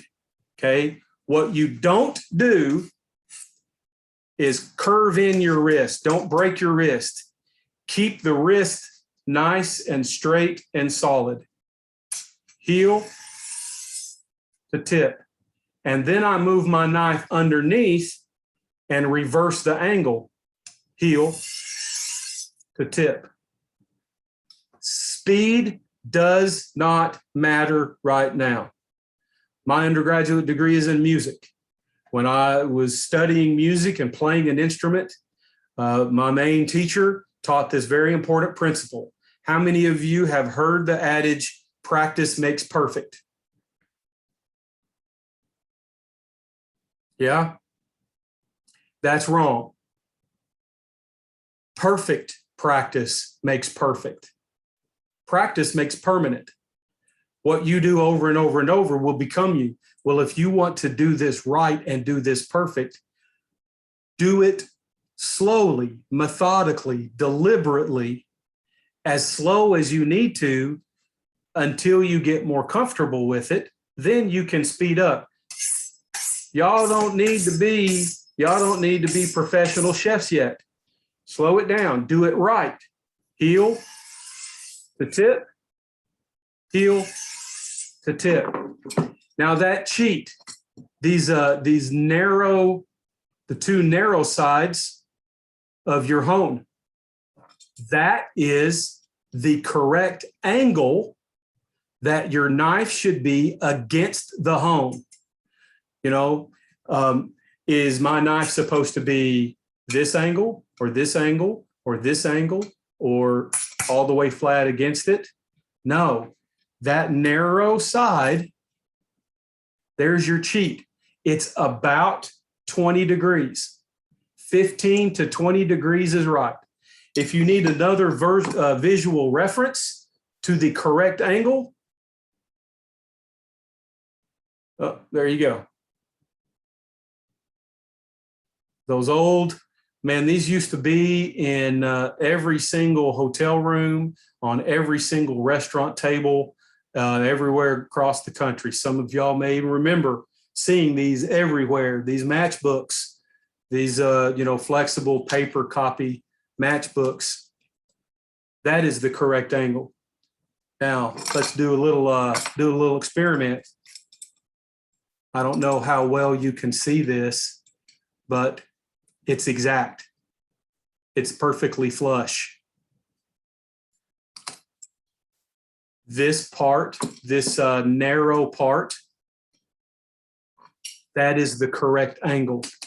So whether you do this towards you or you start at the hilt or bolster, if you start there and do it away from you, you start back here and move towards the tip, but it's the same, heel to tip. And then you move underneath, reverse the angle, mirror, heel to tip, heel to tip, heel to tip. I'm accustomed to doing it towards me. Heel to tip, heel to tip. There's one other method. On your cutting board, you put down a towel and you stab the towel with your knife. Alex, please no. You need to put a towel down first. You're on your board, but without the towel, you can slide around all over the place. Very, very unsafe. We put the towel down, kind of stab the center of the towel, and then it's still the same method. I start up here at the top and my knife goes heel to tip, and then the opposite side, heel to tip. And I know you were looking at kind of a goofy angle, but you can come back and review this. Okay. Samuel, exactly right. In fact, I'm about to show you that. You put a wet towel. Let me go ahead and show you.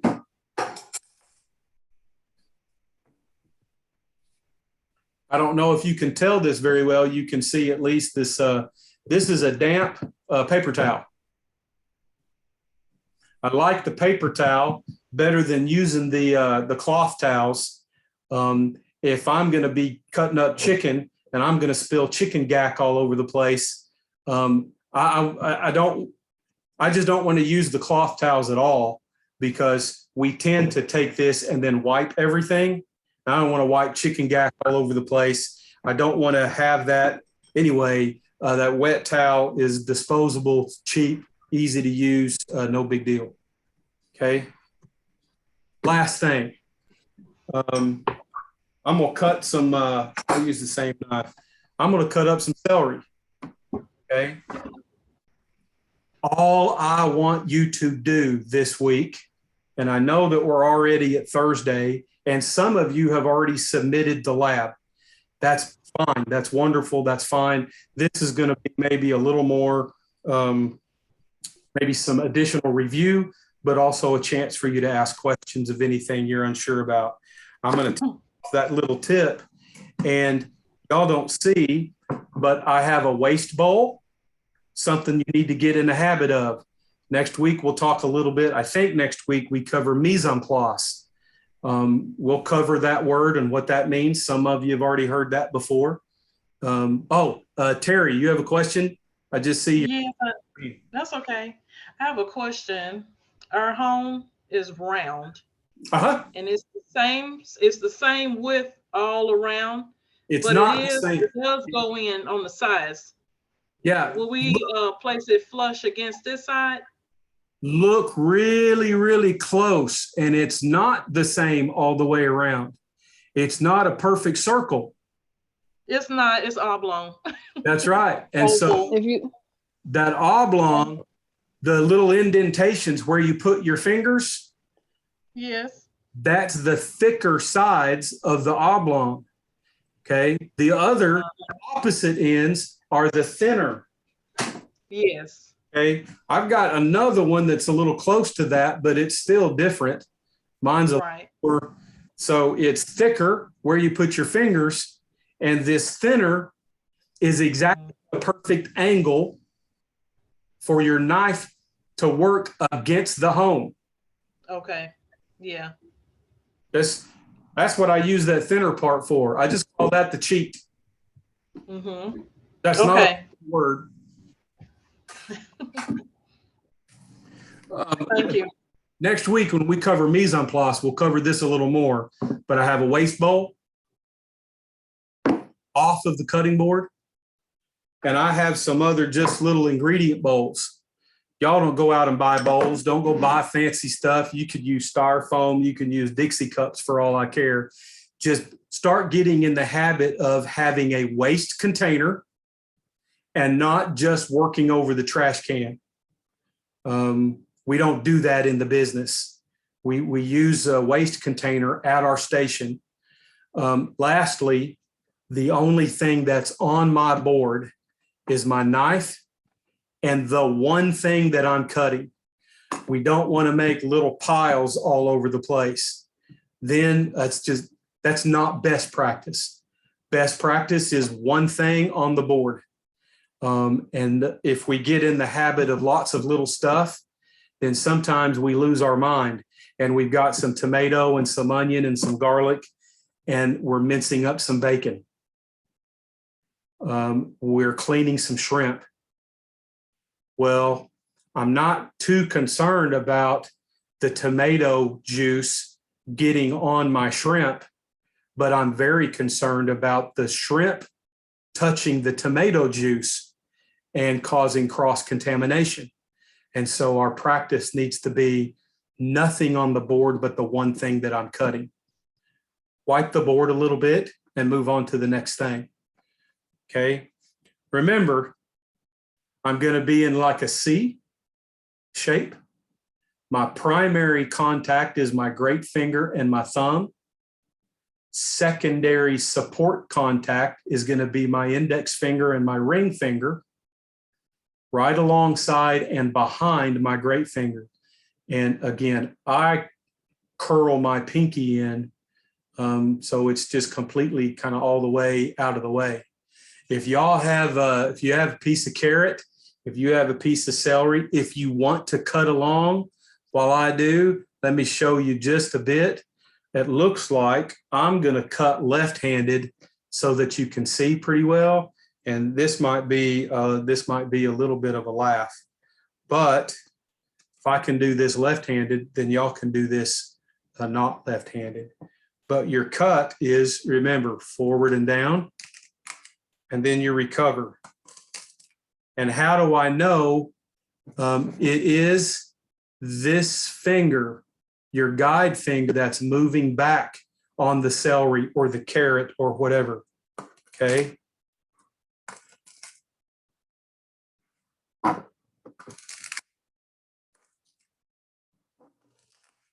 I don't care a whole lot about thickness. This week is rough chop. We're not doing any particular dimension. So if I go back to my right hand, holding the knife with my right hand, you'll see it a little bit cleaner. And you'll see my guide finger move back a little bit, but I maintain contact. My knife and guide finger maintain continuous contact.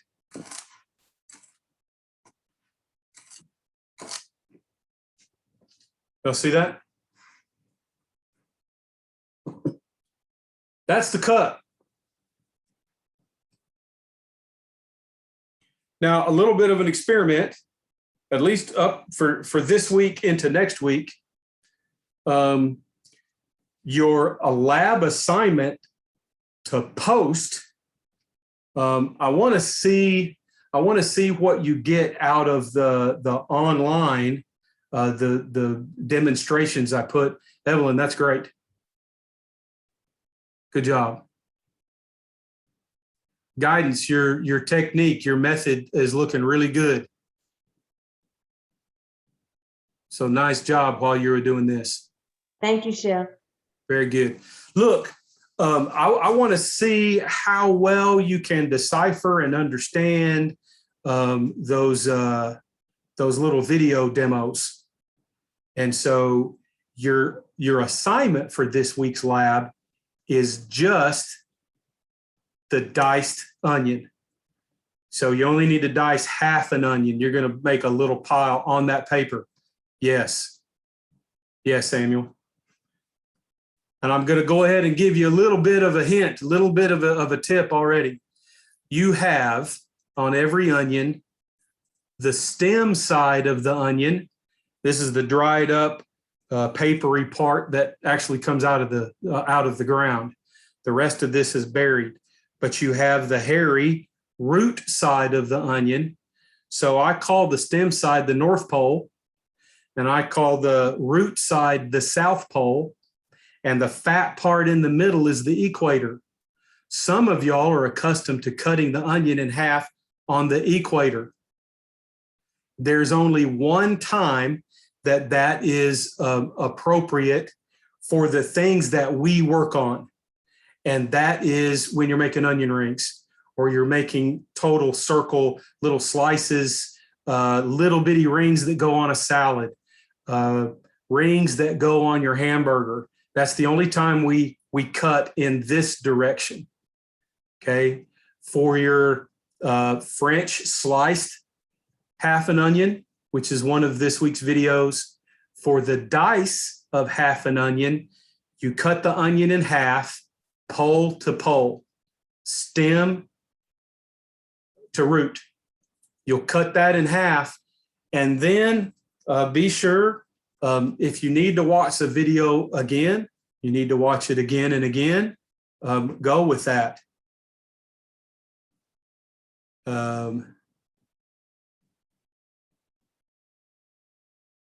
So Evelyn, that's a good observation. I'm going to tell everybody, do y'all see that? You see the comment that she made? Heard an onion that you don't cut the root so that it doesn't release the chemical that makes you cry. Okay, listen, let me tell you the truth. And I'm going to tell you the real honest chef's truth. So I'm going to move the camera up here so that we can all have a good real conversation about that. Here's the real truth, people. All of that stuff, like put the onion in a freezer for 45 minutes or drop it in ice water and let the onion sit in ice water for half an hour before you cut it, or keep your onion stored in a refrigerator so it doesn't give you that gas that's going to make you tear up. Mostly hooey. Horse hockey. Do they work? Maybe, but not like YouTube or the Facebook posts or somebody's tickety talk, all that kind of stuff. Whatever the masses are insta chatting these days. I know it's not really those words. Y'all can laugh at me whenever we're done, because if now see Caleb's already started laughing at me. I'm going to really cry here in a minute. Chefs are sensitive people, you know, we're thin skinned. I'm going to cry. Not the onions don't make me cry. Here's why onions primarily don't make me cry. In my very first restaurant job, very, very early in my career, I swept floors. I took out trash. I helped count inventory. I made bulk stuff. We made handmade ranch dressing. I made that. We made our own barbecue sauces. I made all the bulk stuff. I roasted the whole prime ribs. And I would cut cases of lettuce at a time, you know, for shredded lettuce. I would cut cases of onions at a time. And it was miserable at first. And I think I just cut so many onions that my tear ducts said, fine, I'm done with you. I give up. Really, there has been no trick that works better for others. Some people are just really, really sensitive. I think most people are really sensitive until it just becomes something that you're accustomed to doing. And so if y'all cry cutting onion, you know, that's fine. Wipe away the tears. The only thing that you're going to post for your lab grade is just the cut onion. You're not going to post any video of it or anything like that. So, Caleb, I kind of agree with that. Lately, I get probably 1 or 2 a year, and they always seem to be red onion. Shallots, nothing. White onion, nothing. Yellow onion, Spanish onion, nothing. Vidalia onion, nothing.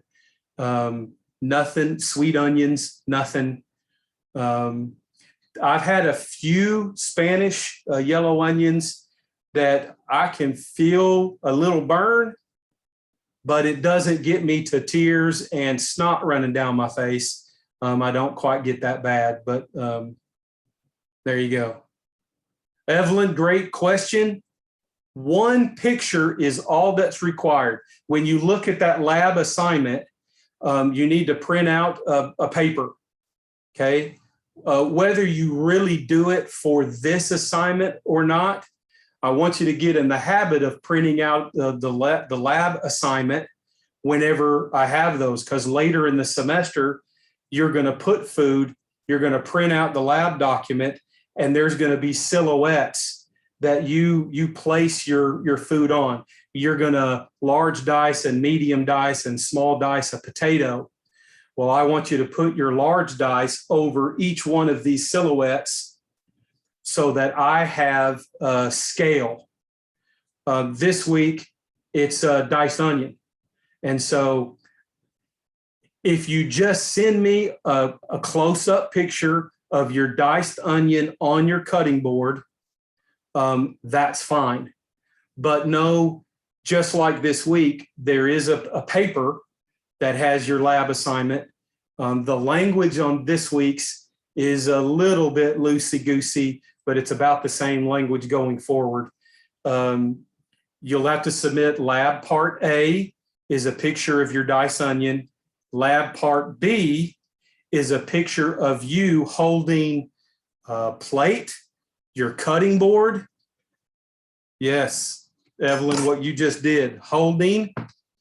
Okay. If you held it in your hand, if you're holding it in your hand, the point of that B is we are also learning in this class to wear uniforms, to properly wear our uniform. And so you're going to see that a lot. I'm going to want you to execute the cuts, and you'll almost always post a picture of you and your cuts in uniform. Okay. Now, just like when we started, I told you that there's a couple of benefits. I see it. There's some benefits in being in an online class. If you're not happy with your cuts, do it again. Okay. I'm after dicing half an onion. So maybe you want to dice half of your onion. And if you're not happy with those cuts, we're looking for the same size as much as possible. The same size cooks at the same rate. The same size looks good on the plate. So for aesthetics and for cooking quality, we want same size. You're going to hear me say consistency, consistency, consistency.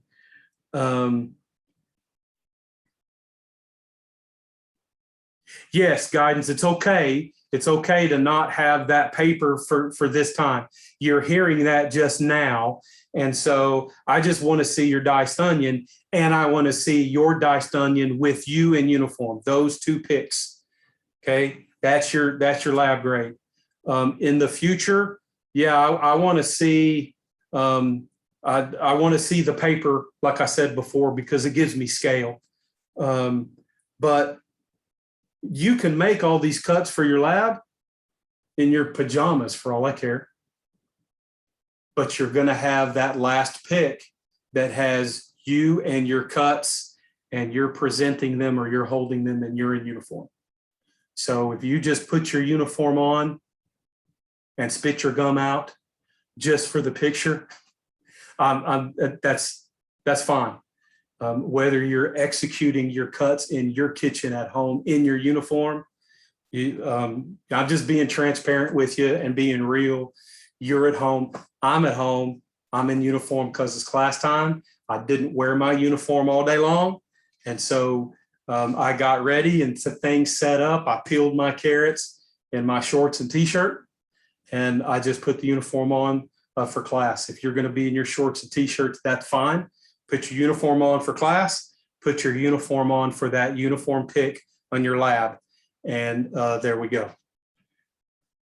Any other questions? Okay, let's see. Wait.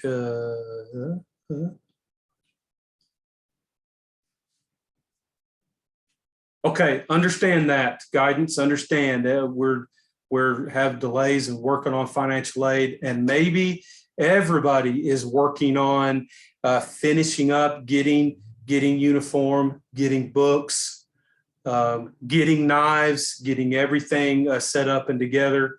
If you're having a particular issue in that regard, y'all email me and do it. Let's do this through email, because that helps me bring in the dean and the director if I need to into the conversation.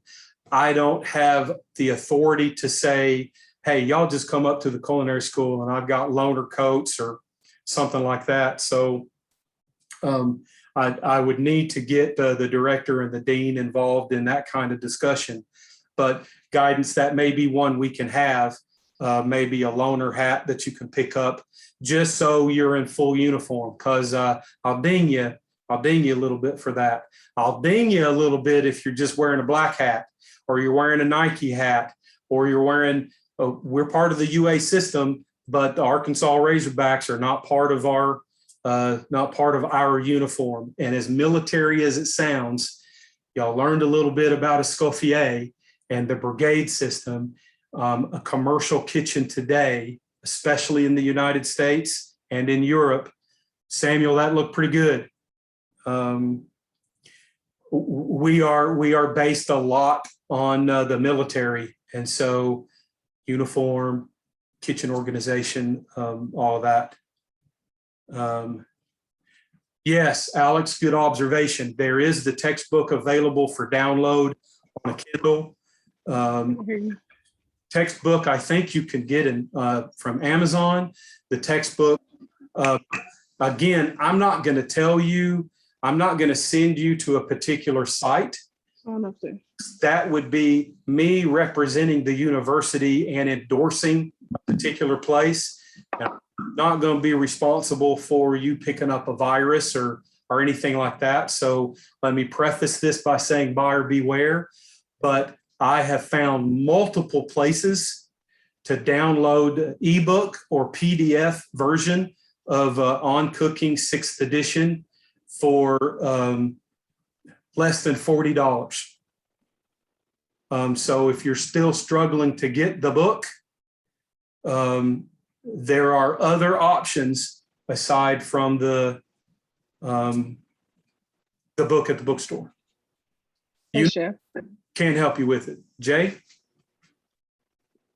I'm off work and I was able to dice. Hey, good. Just talking. Yeah, good. Cool. I see other people are dicing now already. Okay. This is the first time you made class long enough where I got off work to fully participate. That's great. And those of you that have diced, if you haven't submitted your lab already, you're going to submit 2 pictures. 2 pictures. I get to get the angle right. You're going to submit 2 pictures. So you've done the work. Take a picture when we're done.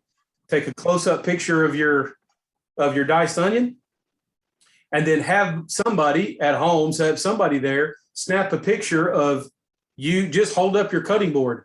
You are presenting your cuts in uniform, and then you post those 2. Your lab is done, and you're done with that before the night's over. As we go forward, that's going to be kind of part of what we do.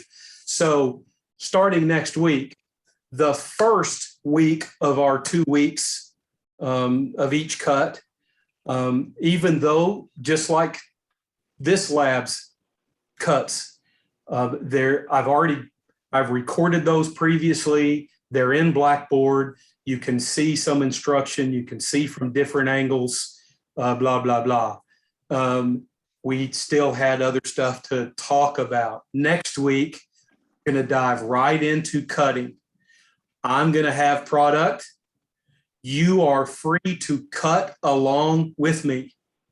And the way we will do this, I'll just let me preface, I will cut,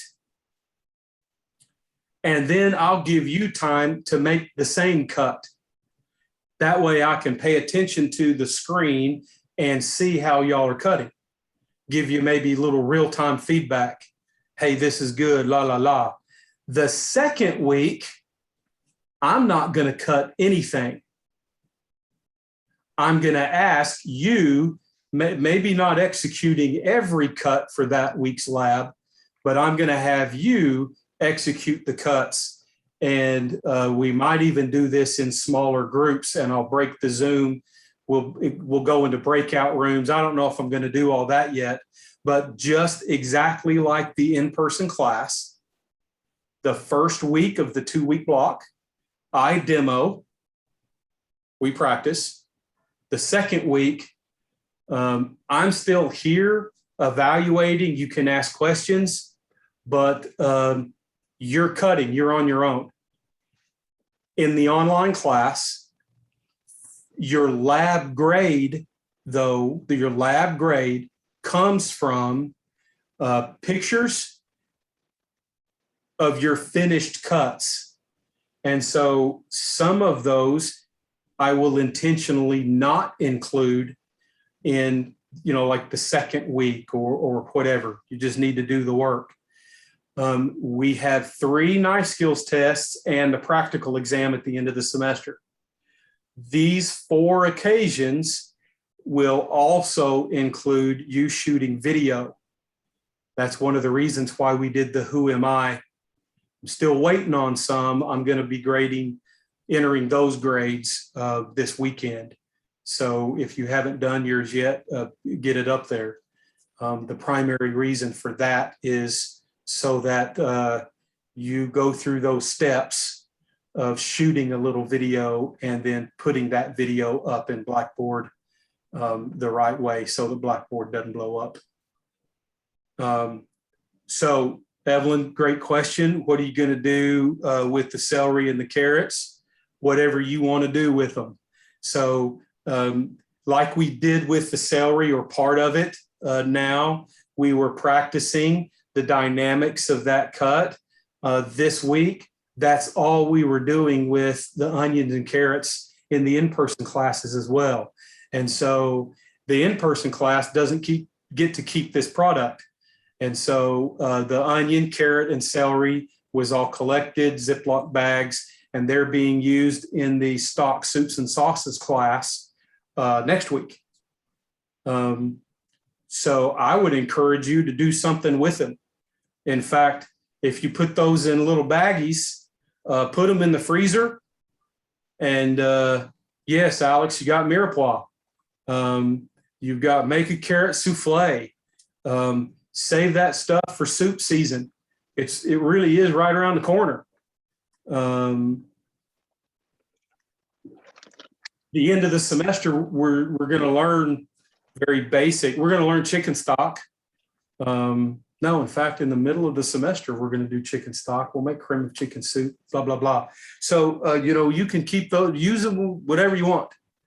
If you don't have a use for them right now, I would encourage you to put in the freezer. Then you have it, and it just doesn't go to waste.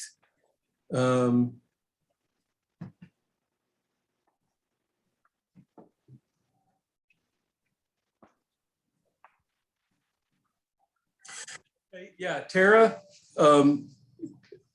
So yes, because I'm not sure that it is clearly, I don't think it's clearly listed on the syllabus. You can see next week the cuts that we're doing. But I'll tell you right now, this is the product that you'll be picking up. If you want to write this down, or if you want to shoot me an email, I can email it to you just fine as well. You're going to pick up another onion. You're going to pick up about 4 to 6 already peeled cloves of garlic.